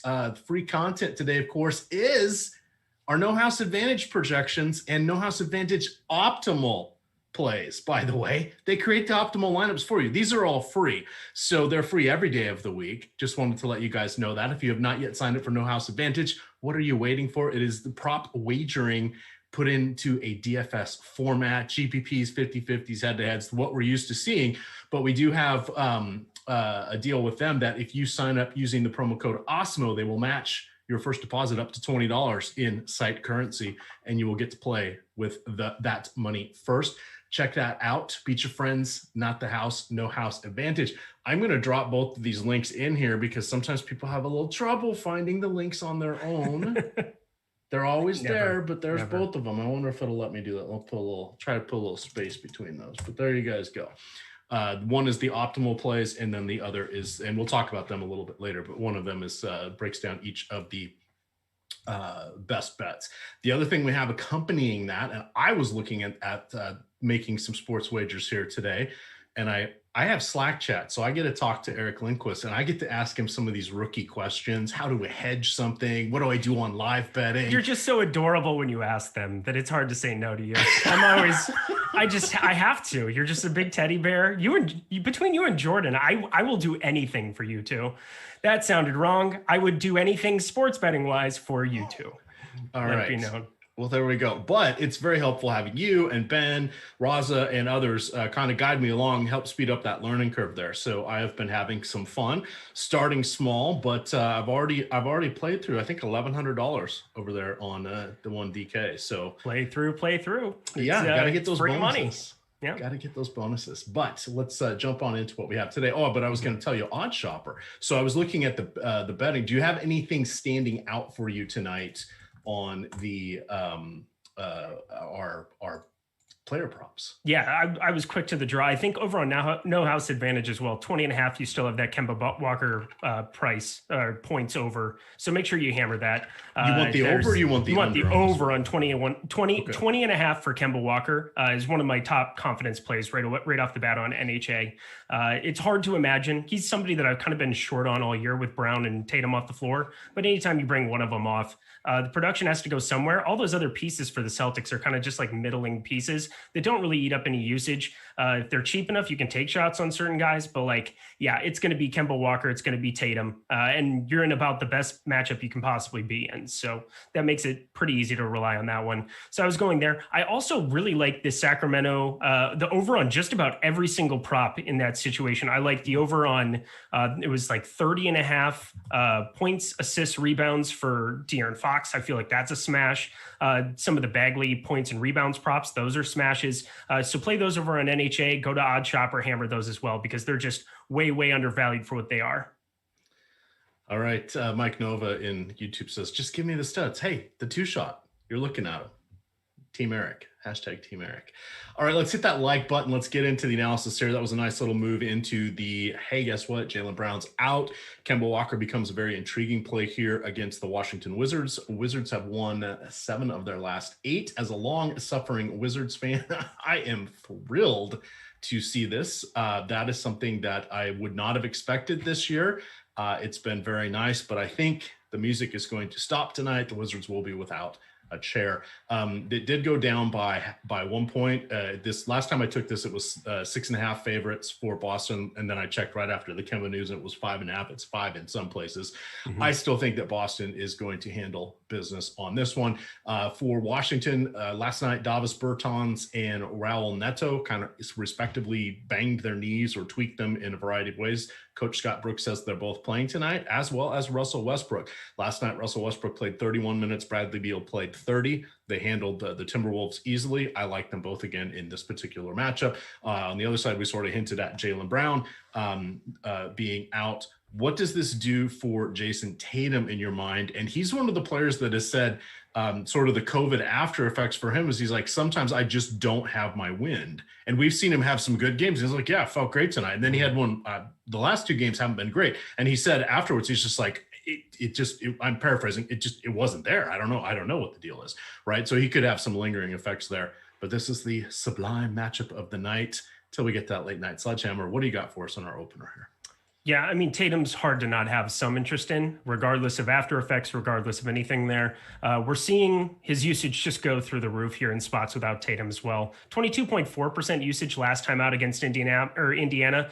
The rest of those pieces played pretty well in order to get a win. They were down early. Boston was down heavy in that first quarter and made a nice play towards the end. So I like Tatum to bounce back here tonight. This is just like the absolute best situation for him. They just guard power forwards, centers like absolute garbage. Tatum in general, some interest in Tice, Robert Williams, who's a high fantasy point per minute guy who I've tried to take shots on all year. It's unfortunate that it's kind of ridden all the way up to this 5K range for a lot of these prices. It's hard to, Bam Adebayo in. That seems like an important piece of news, letting that be known. But yeah, I have a lot of Tatum interest, as one should in this spot. I can understand if you're feeling a little queasy about it, just looking at the box score the last two. But there's really nobody else that's going to be taking shots besides him and Kemba. Those are your just reliable pieces of this entire game. I also like him to see that assist rate, rebound rate go up in Brown's absence as well. All right. We do have Butler out, Adebayo in. Let's give a few minutes here for the stuff to get updated, and we'll cover those. Okay. We'll move to a different game in the time being. Looking at Golden State at the Lakers. Lakers favored by about 220 over under in this one. No Anthony Davis, no Klay Thompson, but everybody else of note is back and ready. How are you feeling about LeBron? Oh, and let me drop the link into chat. There are 4 spots left on the Fred Van Elite fan club. Go to my pinned tweet. You'll get to access into the league. No Fred Van Vliet tonight. I have to play Alex Caruso. That is my penalty, my penance, or my homage. I'm gonna ask Alex Baker for a raise a little bit later. We'll see. Let's get some social media traction here. And I will be playing Alex Caruso. If you win that with an Awesemo avatar, you will get 30 free days of Awesemo premium content. DM me or email me at emac@awesemo.com, and I will work with support to make that happen. What do you want to do with King James, Steph Curry? A couple MVPs in this one.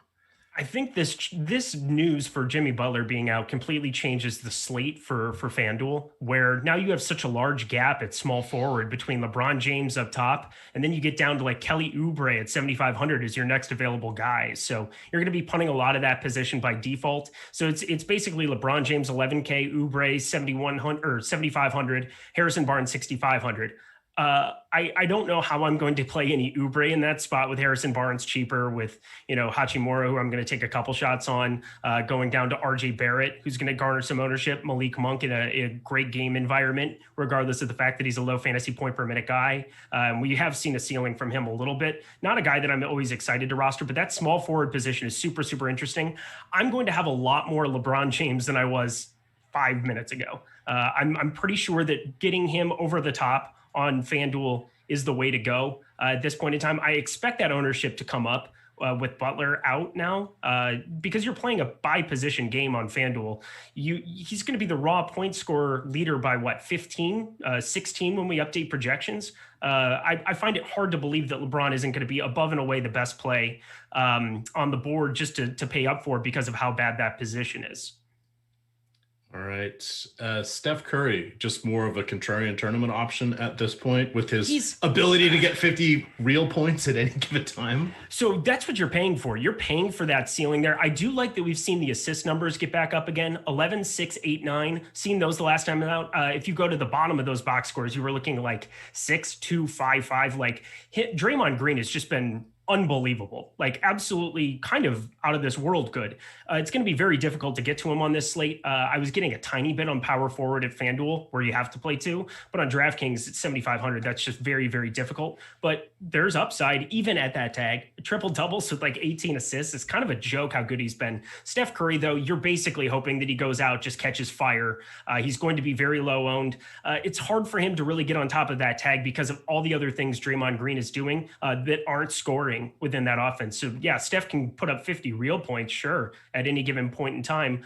This Lakers defense is not nearly as intimidating without Anthony Davis on the floor. They've proven that the last couple until they rebounded the other night. But I'm definitely looking at just going over the top on LeBron James, pretty heavy on FanDuel. I'll have a smattering of Steph Curry, but really that the rest of that game is just kind of not any place that I think we have to go to on this slate, especially now that we have a crazy amount of value that exists. Yeah, absolutely. Let's see. Have we updated the projections yet? In the meantime, I'm gonna sell something here real quick. Bobby F says, what are your credentials and why should I trust you with my money? That's a great question. Somebody else asked, how do I get the Awesemo avatar? So that link in chat now takes you to the Awesemo avatar page. If you follow that criteria, we're giving away 30 free days of Awesemo content depending on how you finish in various tournaments. You have to meet that criteria. Once you do, send an email to support. They'll get that taken care of there. As far as our credentials, well, we do have the number one DFS gamer in the world, Alex Baker. These are his tools. That's very helpful. 2, we're on about 10 hours a day, most days on YouTube. I think our basketball content is second to none. We're putting about 6 to 7 hours of YouTube content out a day for each slate. And we have a late slate show. So we're doing a lot of stuff that most DFS most sites are not. And oh, by the way, when we're all on at the same time, we usually have 4 or 5x their viewership all combined for ours. That says people are voting with their eyeballs. That's very helpful. We also have about 15 different ways. I'm not even joking that we're doing giveaways and free tools and content every day, ways for you to come in and see what we do have behind the paywall. If you think our stuff in front of the paywall is good, stuff behind the paywall is even better. That's how we're able to do it. You want to sign up? Today's the last day to get half off of weekly college basketball. We now have the projections. Those are behind the paywall. They were in beta for about 2 months, but they're now behind the paywall as we get ready for March Madness. That's promo code COLLEGE to get you half off your package. What do we have for our updates? Let's go over to Miami. Yeah. So, I mean, we have Tyler Hero. Bienvenido, He's in. Ami. Yeah. So we have Bam Adebayo, who will play. Tyler Hero will play. Jimmy Butler ruled out. So you are looking at a spot. I think immediately Bam Adebayo gets leaped into kind of not necessarily like must play territory, because it's not like he's free in this spot. There's definitely that game becomes much more competitive though. I mean, if you could get on top of Atlanta right now, I would be taking that +4 or +4.5 right now. I really like that number. I'm sure it's changed within the last 5 minutes that we've been talking, but I really do like the Atlanta side to keep it a little bit more competitive. Not that I was overly exposed to that, but Bam Adebayo immediately becomes my favorite power forward play over on FanDuel.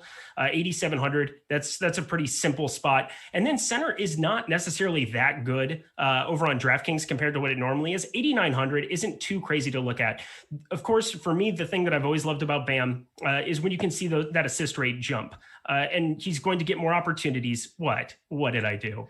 Oh, Jordan's challenging me in chat. He's getting a little feisty. He's taking me down the last couple It's going to be head-to-head time. We don't have money time tonight. We have EMAC head-to-head time. I'm going to be putting in $1 head-to-heads there in DraftKings. Username EMAC. Enjoy.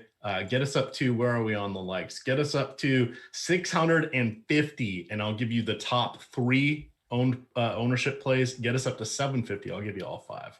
Ready, set, How'd you go. like my 0% Bismack Biyombo the other night too? We'll talk about that because I have some words for you, sir. What did I do? They're of the 4-letter variety. What did I do? Barging icehole. You didn't reach out to me until like 20 minutes before that game locked. Mistakes were made. We'll rehash that later. Let's talk Miami for the good viewers. Yes. Yes. My best friend, they had a 4-month-old baby, and so we actually took our first trip outside of the greater LA area just for the night to go see the best friend. So we both grew up in South Dakota. He lives up in the Monterey area. We met halfway at Paso. Good times were had. But otherwise, of course, I would have been at the ready to help you out. All right, talk Miami to these guys. Let's get the Dragic with Heroes in. He's missed a couple games with the sore back again, I believe. No Butler. Does this do anything for Kelly Olynyk? Do you like any of the cheap guys? Robinson, perhaps? I'm really happy to see that Dragic got up to that 33 minutes, because coming off of 21 against the Raptors in a game that was competitive already there wasn't very exciting. But to see that get elevated immediately is pretty darn interesting. Dragic 5,400 over on DraftKings, 5,500 over on FanDuel. Like, just jam both of those. Those are great spots.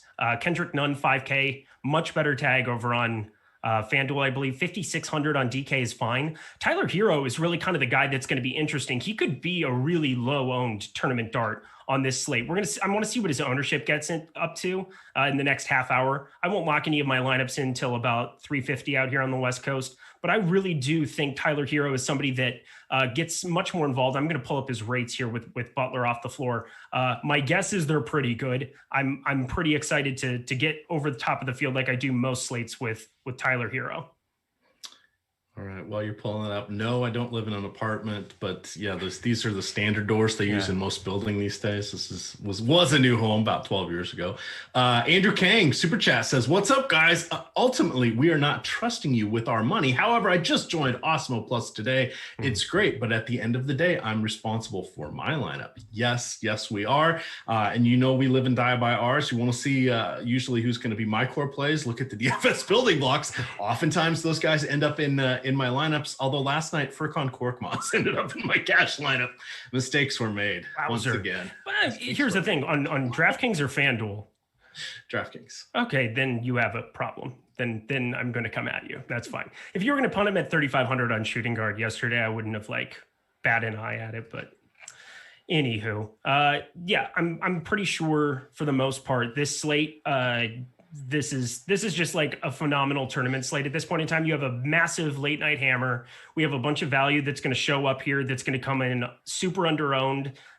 We'll see what it gets up to in the next 40 minutes, but I just don't expect the Heat, other than Bam Adebayo, to get a ton of ownership. Goran Dragic will get some ownership too. I expect that to come up big time, but that makes me so much more interested in Tyler Hero, especially on shooting guard, which isn't like the best position in the world over on FanDuel today. And that's kind of where I'm playing most of my exposure. I like to kind of focus in on one site when we're doing shows. I really do like getting to Tyler Hero a bunch over there right now.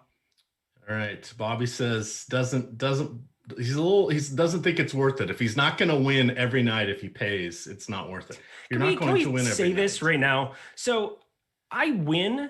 I'm a GPP player. I've been doing this for a while here, and I feel like I've had a pretty good process going for the last couple of years. For sure, this year has been awesome. Had a couple of big time sweats for things, but like I maybe win 25% of the days that I play, 30%. You are looking to hit it big when you win. Like that's what it comes down to. Go ahead and lose 10 days in a row. As long as like, I would rather be perfect on one night than like semi-accurate on 29 nights out of the course of a month. Like you're trying to hit the nuts, or you're trying to get close to hitting the nuts in any way that you possibly can in tournaments.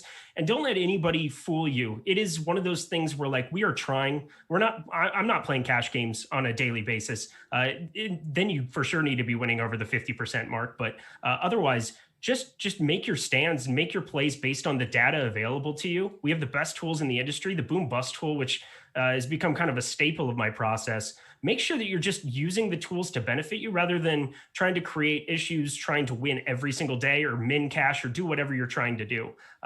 It's win or go home. They're saying ignore Bobby. He's a troll. Why? When he's teeing up by selling our services for you guys, it makes it easy for me. Thank you. More Bobby. More. Come on. I've got the parry. I've got the we're ready to go. Oh, by the way, I am not left-handed. What are the biggest wins for us a piece? You can find those in places. I got a 6-figure win attached to me. Do we want to go down that road? I don't think we want to go down that road. I only have 5. Oh, that's okay. I'm sorry. I've got a couple of those. I've got 2 of those this year. Okay. Well, I'm sorry. Back. NHL opening night of all the things. Oh, Lordy. This is not the NHL stream. This is the NBA stream. We are working on NBA lineups. Did you play Jonathan Quick last night?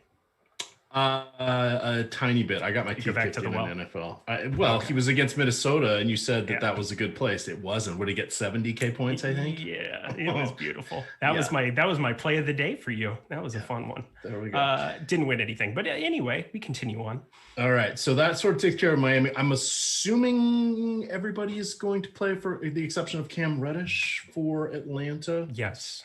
Does this move the needle at all for you on any of those guys? I mean, there wasn't like a whole lot of blowout risk when you had a 3.5 spread to begin with, but it does. Yeah, and let's talk about that. How the hell is Miami, who was in the NBA Finals, only now? Granted, Butler's out, but how are they only 3.5 points ahead?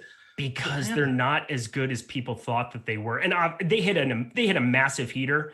They had Giannis with an ankle injury. They had a lot of things that happened in order for things to fall in line perfectly for them. I think they also had Jimmy Butler playing at a nuclear level, the kind of level that he came back from the COVID list and has right now. But yeah, 3.5 is still kind of surprising. I think it just speaks more to the level that Vegas believes Atlanta is at now. John Collins, Clint Capello playing alongside each other. It's been pretty effective. Kevin Huerter's continuing to be decent. Tony Snell isn't much of anything. Danilo Gallinari is a nice piece. You saw the kind of ceiling that he can have at times. He can go out and win a ball game here or there.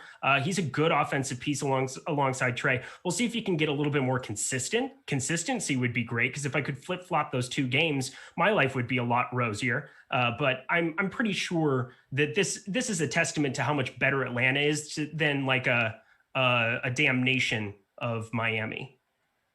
All right, then let's talk. Let's get on over here just quickly on this one. I think New York at Detroit. Taj Gibson's out. Elfrid Payton's doubtful with the hamstring injury. I don't think he's going to play. What the hell? Derrick Rose played 38 minutes last night. If he's going to play because it's Tibbs, but at some point his knees are going to actually disintegrate, and we're going to see it on the court. Frank Jackson's still dealing with a non-COVID illness. And Detroit, I think they're mostly good with the exception of, no Blake Griffin anymore.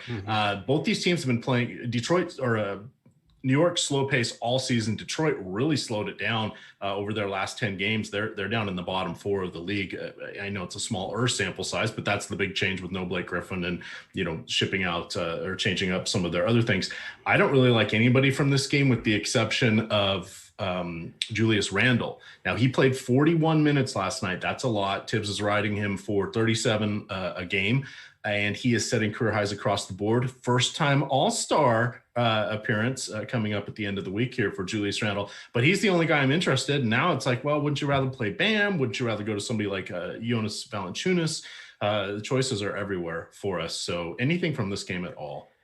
So let's have a quick talk about Emmanuel quickly, because I was completely off him at crazy chalk ownership the other night. We are talking New York, correct? I'm looking at the right part of the screen. Oh God, I'm pretty sure for the most part. Yeah. Jonas Valanciunas. Is that where we were? What were we just talking about there? I just had my computer shut down all my tabs. So I'm trying to figure out what's going on. I was dancing around the Julius Randle. We're talking a little bit about. Yeah. So there we go. Yeah. So we're talking New York. Are we talking centers in general? We kind of flip flop 2 games there. Well, we can do whatever we want because I don't see a whole lot staying with the Knicks in Detroit. But you're going to talk a little bit about quickly, and he has been extremely the direct backup for Derrick Rose, and that's where I'm getting at with this. Yeah. His ownership is not high enough today. I'm just going to throw it out there. I was completely off of him the night that he erupted because I wasn't positive of those minutes. I felt like it was a Derrick Rose 32-minute situation. I felt like I plugged in quickly for 16 and I just didn't see him getting there. He basically played 16 and then like the last 4 minutes of that game just in garbage time and didn't even do anything in that, but completely broke the slate at 4,100 over on DK. Now we see that price go up to 5,100. If you go over to the boom bust tool as well, he is sitting with pretty darn high leverage. He's at 1% owned. He's in the optimal 8%. Now I'm not saying that this is like, I want to plant the flag in and have everybody in YouTube chat transferring onto Emmanuel quickly, and then he puts up 15 and comes at me. This is simply something to say that his ownership is way too low for the kind of player that he is. He's like the second best fantasy point per minute producer behind Julius Randle on this basketball team. If you see any kind of extended run, this would be the spot. Derrick Rose coming off of a back-to-back in a big minutes game. I am going to be gigantically over the field on both sites on Emmanuel quickly. And I just don't understand why we wouldn't try to take shots. It's the same reason that you take shots on a guy like Robert Williams, who's a high fantasy point per minute guy, who's going to be 2% owned. Because if he sees any kind of an extended minutes run, you're looking at an absolute smash. This is the same kind of situation, just at a position where there's a lot more opportunity cost today. I know that it seems really, really gross, but for the Knicks in general, I don't see a way that quickly doesn't get extended minutes. He's the rookie here. He's a younger guy. He's a younger body who can take this. I feel like this is the spot. You could randomly get 25 minutes of Emmanuel quickly, and I'm willing to go over top of the field gigantically. Like I'm probably going to have 20% of him on both sites tonight. Okay. That is a nice spot to plant your flag. It's a gross spot to plant your flag, and it could go very, very wrong, but I just think that there's a ceiling that's not being accounted in his ownership. Someone was saying yesterday in chat that the boom bust tool, they were laughing because Terry and I were talking about that it doesn't work. It absolutely works. It's the best tool we have here. It's just all probabilities. It also said that James Harden wasn't going to be 100%, the best play in smashing everything last night. And guess what? He wasn't, because there are a range of outcomes that can happen here. So we're talking about one particular range of outcome here with Mr. Emmanuel quickly. Memphis, no Grayson Allen, out with a concussion. Houston, no Victor Oladipo, out with a quad. Christian Wood still out for another month or so. DeMarcus Cousins got his walking papers. Joval, yes. Ja Morant, maybe.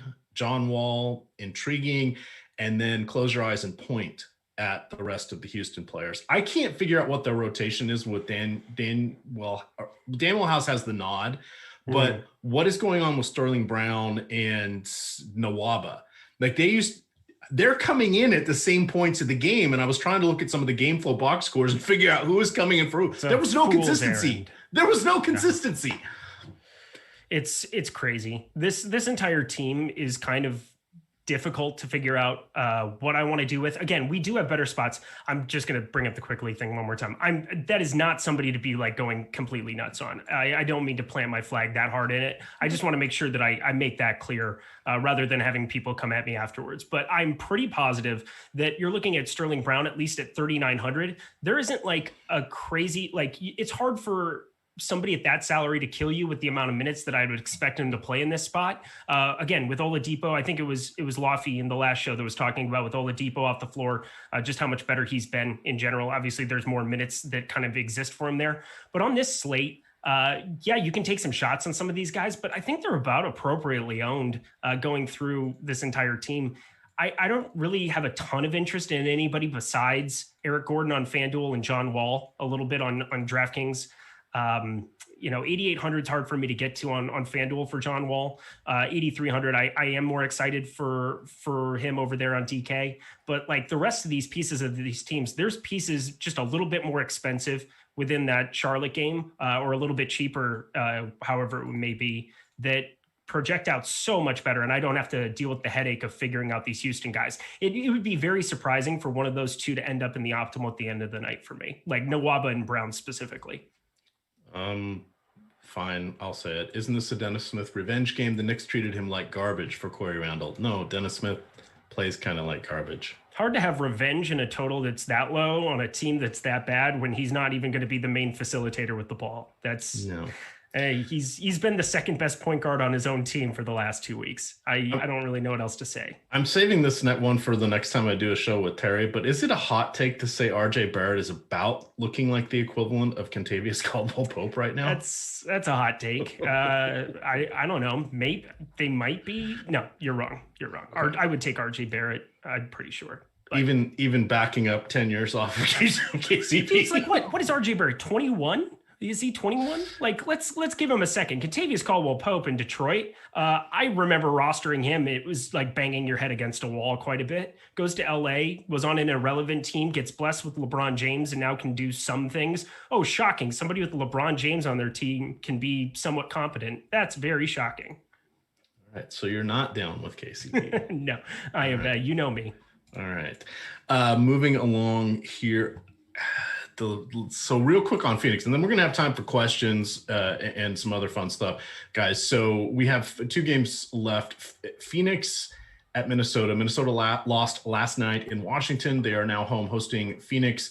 They are going to be double-digit underdogs. We don't know about Dario Saric yet. For Minnesota, we do know that D'Angelo Russell and Malik Beasley are out, respectively, for knee and stupidity. You also have Karl Anthony Towns that looked a little salty last night and almost got it tossed. He intentionally got his 5th foul. He was just stomping and pouting. I don't like to see that. He's still a fine play. He had a good night last night, but the Phoenix is now apparently for real. All it takes is Chris Paul. All he does is win. They've improved their defense. They're going to control this game. I don't know what I want from either side. I guess the cheap guards from Minnesota are somewhat intriguing. Didn't Noel go to Washington? He did. 2nd round draft pick. He played there 2 seasons. I talked about him yesterday. Lock button, right? Well, no, because I didn't really know he went there. I can't watch. Every other year, the Huskies, the University of Washington Huskies have somebody in the NBA draft. They've made the tournament like twice in the last 12 years. How do they have all these 1st-round draft picks? And Markelle Fultz was unbelievable. Markelle Fultz didn't make the tournament. Just saying, didn't make the tournament with him. He had 1 foot out the door in order to go work on his shooting form. I think that was the Porter Jr. was there for a hot minute till they got rid of the coach. Yada yada yada. I don't really like anybody from this game. Maybe a little bit of Chris Paul. I don't know. I think the Phoenix guys are kind of a risk. Because if Minnesota somehow keeps this close or Phoenix doesn't put them away, that hurts Cam Johnson because he's really only getting back into the back half of the game run at this point. I don't know what's going to happen with Frank Kaminsky. I don't know who's going to start for sure. If it's Jay Crowder, he kind of comes into play a little bit, but we may not know this by the time the 8 o'clock games tip off. I don't really want to jump on that one. What do we do here? There's a lot of uncertainty, in my opinion, and there's so many better other options. Yes and no. I think Cat is kind of a guy that still is Karl Anthony Towns. I think he's had decent enough form. I know it's on a back-to-back. For me, being a guy who's a Timberwolves fan, it's just confusing to me that we'd even play him in some of these spots, coming off of COVID, coming off of, why is he going back-to-back? Why is he in certain spots where, I don't know, give him a day of rest here or there. Do what every other team in the entire league does until the league shuts that down. But it's Cat in a spot against Ayton. I'm not freaked out by that by any means. If the game is close, this could be a situation where you could play Booker and Towns in the same kind of lineup, hope for kind of a massive ceiling, or Paul and Towns, hope that they go back and forth, that it's somewhat competitive. It finishes like as a 7-point game, and Cat can just absolutely do work there. I also think Jared Vanderbilt is somebody that we've seen. He got minutes into the 30s 2 games ago, only 22. He didn't see the floor for the last quarter and a half because that game got out of hand last time out. He's still over a fantasy point per minute player. I know the rates come down a little bit with Cat on the floor, but it's hard not to have some Vanderbilt exposure on this slate. I think 4,400 on Fanduel is still something that I'm going to get right around the field. Not overly enthusiastic about any other piece here, trying to figure out what's going on with the guards. You can take some shots on Noel over on Draftkings. You can take some shots on these other dudes. But again, not a high priority spot. Cat would be kind of the main guy, and I'd be looking at getting over top of him on Fanduel, where you're only playing one. He's 1,500 more expensive than Capella, than J-Val, than some of these other guys. I would just get on top of that tag. Right. Or that ownership, excuse me. Someone was asking me, you can get suspended for stupidity. No, Malik Beasley waved guns, threatened some people, and then ultimately they came to his house and arrested him for 2 pounds of marijuana and weapons, multiple weapons, and now he is a felon. So congratulations. That's probably not what he had intended to do starting out his day that day, but just saying. He just wanted to be in Miami with Pippen. Ooh, Mr. Pibb. Mr. Pibb has a question. Are you ready? Considering this slate, do you have any love for a low-owned huge ass at this minimum price? Huge ass. Why am I doing this? I just hate Got him! Honestly, you're a child. You're a child. You're a child, and you must be stopped. God. My cunt? Does anybody know what my God? Oh man. Oh. I apologize to everybody from you for you. All right, we're trying to help people win money here. We need a little moment. Well, we didn't get up to that. We're 648 likes. Come on. Okay. You guys don't want to get the top 3 owned. Send it up. Right, Send it up. That's fine. Whatever. I got all night. I got like Button out of spite for his old man jokes. Hey, anybody born after October 1989 watching? Like everybody, right? That was the first year I played fantasy basketball. Oh dear God. I was 2. That's exciting. Good Lord. Turtle. You are the turtle. All right. Let's get to questions. We're gonna do the ownership here. Okay. And then you can wrap up on the hammer, and we'll let people put in some questions, because now chat's gonna have to comment on all this, so we're gonna lose all the questions. So they may have other questions. They won't be DFS related. Let me see. Did I miss a super chat here? Nope, I got that one. That was the joke. That was worth $5. Oh, someone asked why am I not drinking sodas anymore? Because I've stopped. I have about 2 a week. I don't even have every other day anymore. So there we go. All right.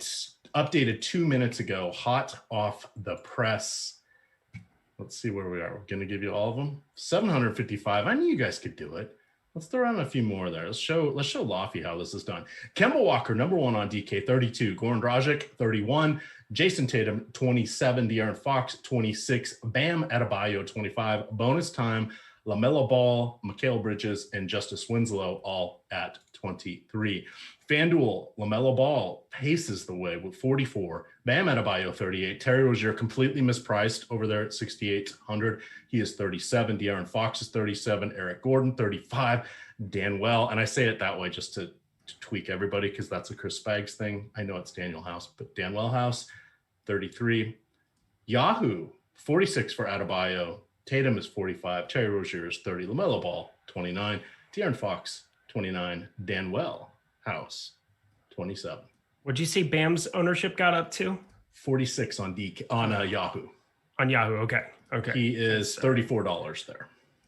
that would make sense. That would be a nice play. That is I the would play equivalent of him. about pay. That's like a $7,200 or so DK price tag. Oh, yeah, you should be doing that. All right, let's see. Oh, take us through the late night hammer. What do we got here? The in-game downgrade or in-day downgrade of Gordon Hayward, shooting hand, bruised right shooting hand. We know that we've got some guys on COVID. We've got guys out for injury for Sacramento. Halliburton's out with a calf. Whiteside and Jabari Parker out in the health and safety protocol. Devontae Graham still out with a knee. Probably won't be back till after the All-Star break. We don't know what's going on with Cody Zeller. Caleb Martin back from the health and safety. We've got Caleb Martin and Justice Winslow. DK Cash, what are you doing here? What year? What day is it? What year is it? I don't even know. I don't hate either one. If you're playing cash, I would assume. Like I'm not playing cash. I don't have a ton of interest. Oh, I am against the audience. It'll be fun. Just go take their money. Just go do it. Either win most of them or lose horribly. There has been no in between. That's generally how it goes. But if you're going to be playing Justice Winslow and Cody Martin in cash, that's probably it's going to be highly variant, I suppose. I don't know. There's just really so many spots you can go to. The Bismack Biyombo thing is tough for me to figure out. You're going to see reduced ownership compared to last slate for sure. When he was announced as not starting, that was my big thing. That I didn't have any interest in him at his crazy ownership locked in. I didn't think that he was going to start against Golden State. That doesn't really even have a true center in a lot of ways. Like Looney and Wiseman are back, but not necessarily guys that have been highly productive on the offensive end. You didn't necessarily need to see Bismack in there. I don't really think that they need to have Bismack starting here either. So I'm assuming that it's going to be Washington Bridges eating up those front court minutes. But I'm pretty positive that you can go just blindly play anybody on Charlotte and they're going to be a decent enough play. It's that same body count issue that we've had with the Sixers, that we've had with the Heat, that we've had with Oklahoma City. You can play some of these guys. LaMelo Ball just stands out massively above the rest on FanDuel. I'm way over the field. It's already insane ownership. In this back and forth game with Fox, it's so hard for me to get away from those two at point guard. They just absolutely are going to go back and forth. 236 for the total on this game. Fire up all the dudes. Just play all the dudes. This might be one of those rare situations in Fantasy Cruncher when I'm going to have like a minimum 1 or 2 on both sides of the game. Ooh. And kind of lock that in as kind of my way of being over top of the field. I think we'll be able to funnel in some more choices that way, but you might as well use those tools to your advantage for certain things. I might cap it at 3, but I might go minimum 2 of every piece from this game, especially on Draftkings, and just be way over top of the field, especially if LaMelo Ball is going to have it's just going to be ridiculous. Now I'm blanking on which Martin brother it is. Is the healthy Martin brother Caleb or Cody? Caleb. He's fine. He's a punt. He'd be a true cash punt. Not somebody that I'm excited to, mainly because there's enough guys sitting around 4,500, 4K now that have massive ceilings. I don't think he has it. What is Awesemo like? Well, let's pull up his minutes projection through that. Yeah, 21.75. That's just nothing exciting. He's not even free over on FanDuel there. 3,600. You're paying up the 100. Not that matters a whole lot. Over on DK, it might be a different situation. 21.75, sitting at 3,300. Sure. If you want to take a couple shots there, but God, it's so hard for me to think that he would end up being optimal. And that's really the other thing about the boom bust tool that I use a lot. Figuring out optimal lineup percentage, you can just kind of see pretty blankly on the page whether or not there's somebody that is going to produce with a ceiling time over and time again in this spot.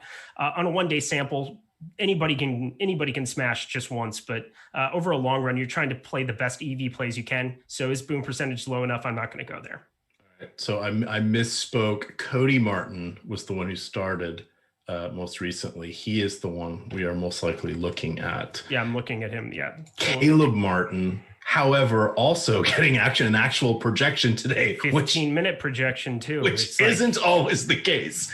Tread lightly. That's our whole point. Tread lightly here. This is like the Fur Concord class disaster you can plug, of last You can night. plug either one in and they're fine as like a last guy in. But again, I'm not going to prioritize anybody there. But you could blindly play anybody on Charlotte. And could they have a ceiling? Could they get extended to 22, 24 minutes? Sure. Good luck figuring out who, which is why I was super low on Bismack the other night, which is why I think I'm going to be. I'm transitioning there right now. What do we do with Bismack? That was one of the questions.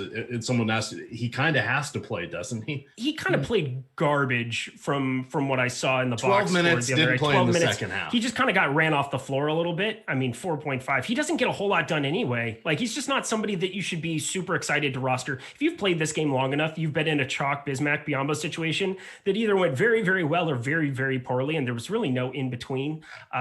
We're kind of looking for an in between still at that tag and that ownership. I just don't think you can de facto say that these minutes are just guaranteed for him the way that other people around the industry were touting the other day. I find it hard to believe that I want to get there at that ownership in any of these spots, especially now that there are viable mid-range guys, especially from Miami, from some of these other places for a little bit cheaper. Just pass for me. All right. Reminder, guys, No House Advantage is our sponsor. They're putting a different spin on daily fantasy sports, offering player prop contests across NBA, soon to be MLB, and PGA for cash prizes. They're exclusively peer-to-peer. It means we're not playing them. We're playing each other. We're playing the house. Or pardon me, we're not playing the house. We're playing each other. That is why the name is No House Advantage. Guess what? Sign up with the promo code Awesemo. They will match your first $20 with $20 in site currency. We have free projections, dropping them in because it's a little tricky, but if you go look at those projections, you'll understand them a little bit better. And if that's too hard, hey, we also have the optimal lineups. We've now collected the top couple hundred lineups and put them together for you in a CSV you can upload if you so choose. So just saying, we're making it easy for you. Beat your friends, not the house. No House Advantage. We got another super draft here, or super chat. EMAC is from Chief Big Wave. EMAC and Rinpack, definitely my favorites. You guys are honestly the best. Kudos to you guys. So I asked Rinpack, I said, hey, we got Buddy Hield on the slate tonight. I'm going to need a take. He somehow, and I said, I wanted to tease Eric a little bit because he's going to be on the show, because I know you tease him on the Slate Starter podcast anytime that Buddy Hield is on the slate. And about half the slates he's not on, you still work in a Buddy Hield reference, which chef's kiss, sublime. But he said, it really doesn't matter. Wiggins scored more points, so I won anyway. I don't know what that is, but it sounds like you guys had a little bet that he won. And then I said, no. How about Buddy Hield tonight? And he said, oh, yeah, we're going back to the old man tonight. What do you want to do with Buddy Hield? Why? What are we looking at? I get it. Like, he's in the fastest paced game. His usage is like, it's been garbage. He's been under 20% usage the last 3 times out. He's 5,600 over at shooting guard on FanDuel. If you really want it that badly, Rinpack, go ahead. You are very good at this game of DFS. I'm not going to bash you. But if you play him at 6,100 on DraftKings, good Lord of Christ. Like, I don't really know what to tell you. It's not great. I can't stand this dude. He's 45 years old, I think. He's lied about his age. He's the Julio Franco.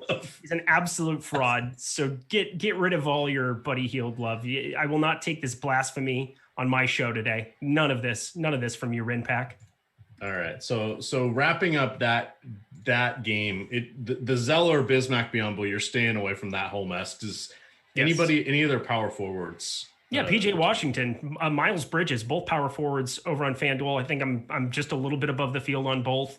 Again, I love this game. I just think that some of those other pieces are going underrepresented. We are going to see that BAM number. I mean, I've got 70% BAM now on FanDuel, and I'm very, very happy about that. Still getting to quite a bit of Vanderbilt. I think he's going to be a little higher owned than what we have slated there for him. So I'm going to try to take a little bit of that down in the next 10 minutes while we're leading up to lock here, getting on top a little bit with Miles Bridges, PJ Washington, and trying to funnel in more Tatum, which sucks because now Noel and Randall are kind of the main guys that I'm going to have to take down to do that.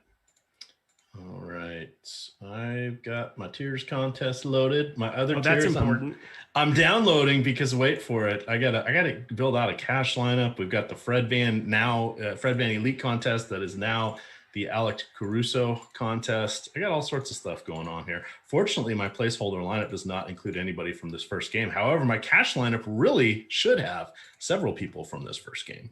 I would think that seems like a savvy play. What say you?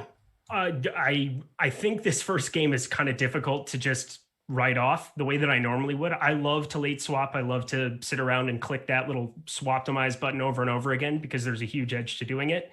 I think we also, with the Charlotte starting lineup, will have a couple of answers of what needs to happen for the rest of this slate, and we don't have that yet. And so until we get that, I want to kind of keep a couple of roster spots open, but that's part of why I do have this minimum 2 on each side.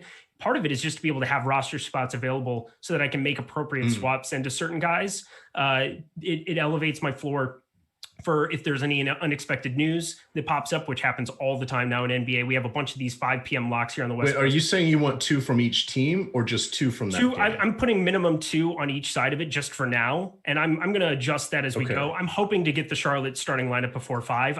I don't know if we'll get that. Because again, I just wasn't sure if you were saying 2 per site or 2 per side. No, 2 per side of it. So four from the game, just so that it's eating up that salary cap right now for me. And because Cruncher automatically puts it to the bottom. It allows for you to have more lineup flexibility as the days goes on. And we already know the guys that we want to play from this Washington game. I'm lighter on the studs from the Washington side right now, just to be able to have that flexibility going on later. But definitely Boston, it's really hard to get away from Kemba and Tatum. All right.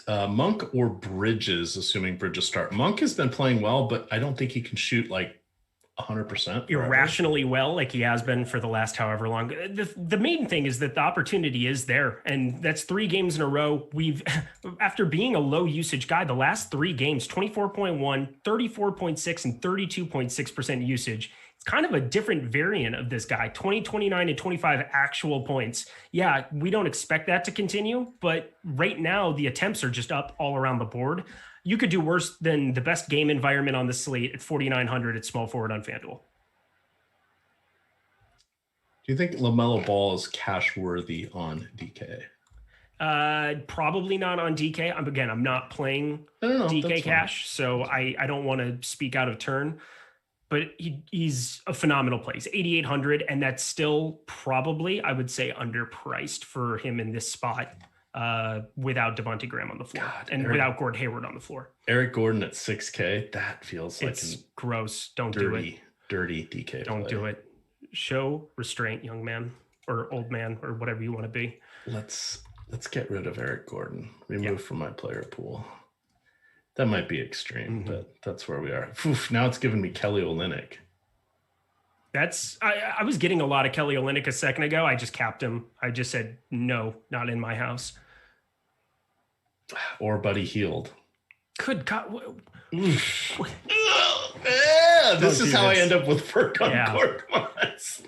This is how you end up with Harrison Barnes. Just bump your exposure to Harrison Barnes and move on with your life. Oh, you like Harrison Barnes? I do like Harrison Barnes. Harrison Barnes has been playing massive minutes. He's probably the most overlooked piece on this team. I expect the ownership to be way up. We've right now got him tabbed at 26.5. I expect it to be, right around there. But man, like 36 and 40 minutes the last time out, about 41.9 and 50.1 on FanDuel. Again, this has been going on almost all year. I've been over the field, I think, on Harrison Barnes every single slate that he's appeared. Never gets the ownership that he should for the amount of ceiling that he has at these crazy minutes that he's been playing. Somebody was asking me, no, I'm not getting rid of Harrison Barnes. I was just, Buddy Hield, I was just taking him out of my player pool so I could make one crunched lineup, locking in a few guys that I wanted. Now he's going back into my player pool. Good Reluctantly. Rinpack's note not that bad. Says Buddy Hield, we ride. Hey, by the way, if you're not a member, if you're not a follower of Awesemo.com on Twitter, I promised him that, didn't I? Should be. That's a thing you should do. I'm going to put 5% Buddy Hield in just for you, Rinpack. All right. You're welcome. Follow Awesemo_COM. When we get to 30,000 followers, we're less than 200 away. We're giving away 30 one-week packages. For those of you that like to hear your name on the show, that I'm not going to say your name anymore, that would be one way to get behind the paywall. So I'll give one to you and the other 29 can go to the other people. I'll give one to you if we draw your name, but you're going to have to follow us. So there we go. Oh boy, this looks, I don't know what to do. It's like we seriously have Tyler Hero for 23% now on FanDuel. Is that true? Oh God. See, these are the kind of things where right before a lock, where it's like, I thought Tyler Hero would be around 10, 15%. He's come all the way up there. That makes me not as excited to get on top of him as what I was. So now it might be something where you just meet him at the field and like live with whatever happens. How much from the second or the final game of the night do you think you're going to have across your player pool? Or are they going to make up close to half, do you think? I would say just less than I would say just. Well, let less me rephrase that. I guess about a third. Yeah, all of your lineups will have somebody represented, but of the 800%, it's going to depend too. 400%. Also, we're going to see what that Charlotte starting lineup is. So it's hard for me to like really tell you who I would want to have interest for the punts without seeing what that's going to be. If it's going to be the same as it was against Golden State, probably going to be off of most of them outside of Ball, Rozier, Washington, Bridges. Those are kind of your main candidates, and a little bit of Monk, 4,900 on Fanduel. No problem getting to a little bit there too. Again, I do not expect him to shoot as well as that, but you don't necessarily even need that. you feel about Bagley? Really the worst about Bagley, but luckily at power forward now there are other options that can help me out. Problem is that he's sitting at 10.3%. I've got 20% right now, and I think that number has room to grow. How much Kemba Walker's too much? Fields at 31. I think I'll go 40. Sounds about right. And that's enough leverage at a spot where I think he still should be higher owned than that. Sterling Brown, what do I do with you? Not whatever you're doing if you're contemplating a ton of him. Just 15%. Yeah, again, I think the Houston headache was more necessary 45 minutes ago. It is less of an issue to me right now because I just don't see them having a ceiling the way some of these other pieces do. My question is, what are you doing with Dragic? Dragic is the guy that I cannot possibly. I'm going 50%. Yeah, he's out of control right now in my life. Is he out of control or am I out of control? He's like me at 21. He just needs to like go to timeout, think about what he's done, and come back to life 12 years later. Yeah, you got to call him. God, you guys didn't even have to date when that was the only way you talk to anybody is call him on the phone. You guys get a text. How inconvenient is that? You up? You there? Now it's like now it's the closest thing to like a mail order bride. Like that's basically what a dating app is in a lot of ways. It's like, I would be interested in mating with you. Let's do this. And by this you mean, well, let's not go there. Family show. Be respectful. Be respectful. But I did meet my fiance on a dating app, so I have to let it So did I, but it was not that kind of an app. It was eHarmony. You're an eHarmony success story. I am. I love those little commercials back in the day. I haven't probably seen an eHarmony commercial in 5 years, 4 years. It's been a while. They were on all the time. All right. Are you playing mostly on Draftkings tonight? I'm playing only on Draft. No, I've got one placeholder lineup in Yahoo that I built when I wrote the article. Godspeed to that lineup. So just while you're finishing everything up here, I'm I just want to let it right now. So you've got that 3,400 Justice Winslow. We went over a lot of the guys who were the top end plays over on Yahoo. We talked about some of these other pieces. Justice Winslow, 3,400. We never really got to. I think this is just kind of a pick 'em. You could do whatever you wanted to in this spot, and I don't think you'd necessarily be wrong. We've seen him get up to the 26 minutes. He had the night off, just kind of like coming back from injury, coming back from the myriad of injuries the guy's had. But he's shown it some usage. That first game out, I believe he had like a 34% usage rate his first game. Last two, much more tempered. I would temper expectations, but you could do worse than having 3,400 Justice Winslow against Houston on DK. I would find it difficult to just be straddling at 30% there. I'd want more or less either way. I'm not playing enough on DraftKings to make it really hurt. So I'm just basically locking him in and saying screw it either way, because he helps me get to like the stars and scrubs build I'm really after. All right. Fox and Rozier or Eric Gordon and Westbrook on FanDuel. I'm going the first one. Yeah, first one. And I answered that in premium Slack. Also, we have forever. You have one game locking right now, so like yes. Well, that's where I'm like, okay. Well, how much do you go tweak around with all of this? Yeah, I'm not going nuts here. This is, I mean, I have Kemba in my one big lineup that I'm doing on DK, and I'll figure out the rest after the show. We have plenty of time. All right, so I ended up 40% Kemba Walker. Mm-hmm. That's a big number. Mhm. 35% Tatum, 5% Westbrook, 15% Beal, 1% Javante Green. Somehow that snuck in there. Yep. I'll, Sounds about right. I'll take it, I guess. I'm not happy about it. Can I swap have- out of it? He's minimum Yeah. 3. I might as well. I'm also the guy who has 15% Emmanuel quickly today on a day that he's like 1%. So what do I know? I just think that if you were going to have a situation where a coach that was actually rational would be like, I just gave my vet a crazy amount of run. I'm going to reduce his minutes and split it 50-50 with my young rookie. That makes a lot of sense. He only played 12 minutes last game? Expect that to come way up. So I have a handy dandy little Post-it note right here and a pen, and I'm going to go eat dinner, but I'm writing down quickly on here because I want to make sure he's in some of my lineups because we have an hour now. It's hard to get a fantasy point per minute guy at this low of ownership on a day where I could realistically see his minutes get elevated just to like give Derrick Rose a little bit of a leg down, like to just give him a little bit of a break. I think that that's the hard thing to factor into projections. So it's not going to come through in the data. This is more of just an inherent feel for a guy like Tom Thibodeau, who is an insane person and has no problem allowing everybody to ground their knees into the ground or play his vets forever. But with Gibson out, you're definitely looking at uninhibited run for Noel. He has to go again. So 41 minutes there, I still expect him to get a crazy amount of run. And if he's more productive, more to his rates, he's still going to be a good play. But like for me, the guy that shouldn't be 1-2% is Emmanuel Quickly. All right, reminder, I'm dropping them in here just so you guys can go see them. But we do have the No House Advantage projections. Those are free. When you sign up over there, you can get a free $20. Just use the promo code Awesemo when you do your first deposit. As long as it's at least $20, they will give you $20. That is available in site currency there. I'm just checking. It looks I fired a couple over there. Like they locked already, I think. Did they lock? At 4:00. Yep. Oh, okay. Because they had the Washington game on it. There we go. Washington and Boston was on it because I took Kemba in my 10 and 9 confidence slots in a couple lineups. There we go. But we do have those. That's free. You guys can go check that out at Awesemo. Reminder, go jump on in there for the following us on Awesemo_COM. We're almost at 30,000 when we get there. We're giving away 30 1-week packages. Follow me at EMACDFS. You can follow Eric at Eric Lindquist.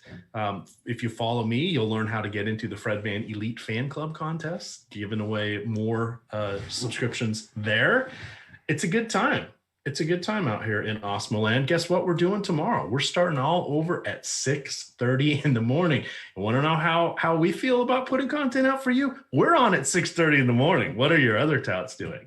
Probably not that. But we have Josh Engelman breaking down the NBA process. You get 60 to 90 minutes of him just showing you what he's doing, tweaking rotations, accounting for minutes, various rates. At 10 o'clock, you're going to get the NBA strategy show. That's going to be with Greg Ehrenberg and Adam Kaufman. At 3 o'clock, you got the NHL strategy show. That is going to be with Jake Hari and Terry T. McBride. 3 o'clock at the same time, also behind the paywall, you get a private showing from not fans only or only fans or whatever that place is called, but Steve Buzzard, a.k.a. the Colts, a.k.a. two-time Millie Maker winner, is going to be doing a screen share and breaking down what he does in Fantasy Cruncher. Yeah, that's something you can put on your resume. That's pretty good. I would like have it on it would be my license plate, 2X Millie or something like 2X Millie. Yeah, honestly, that's available. I might just lock it in now just as a preemptive precursor. Yeah. Or go to Colorado, get the license plate and sell it to Steve. Sell it to him. What kind of a top shot will you give me for this one of a kind license plate? It's 4 o'clock. We got the tip off. Kayla, Eric, and Nerd Ass Greg coming back. 5 o'clock deeper dive. It is going to be Alex and Adam. At 6 o'clock, we got Live Before Loft, Spags and Josh. And then we've got the late slate swap and sweat show, the L3S. That is going to be Spags and yours truly. We're waiting to see what time that's going to start tomorrow because we can't tell what they're doing with the late slate, but we will go 1 hour before. It's a sort of compressed, weird, staggered schedule tomorrow, but you'll get that show in some form or fashion. Any final thoughts, Eric? Beautiful. Good luck, everybody. Make sure that you can react to that Charlotte starting lineup. It could be weird. I doubt it, though.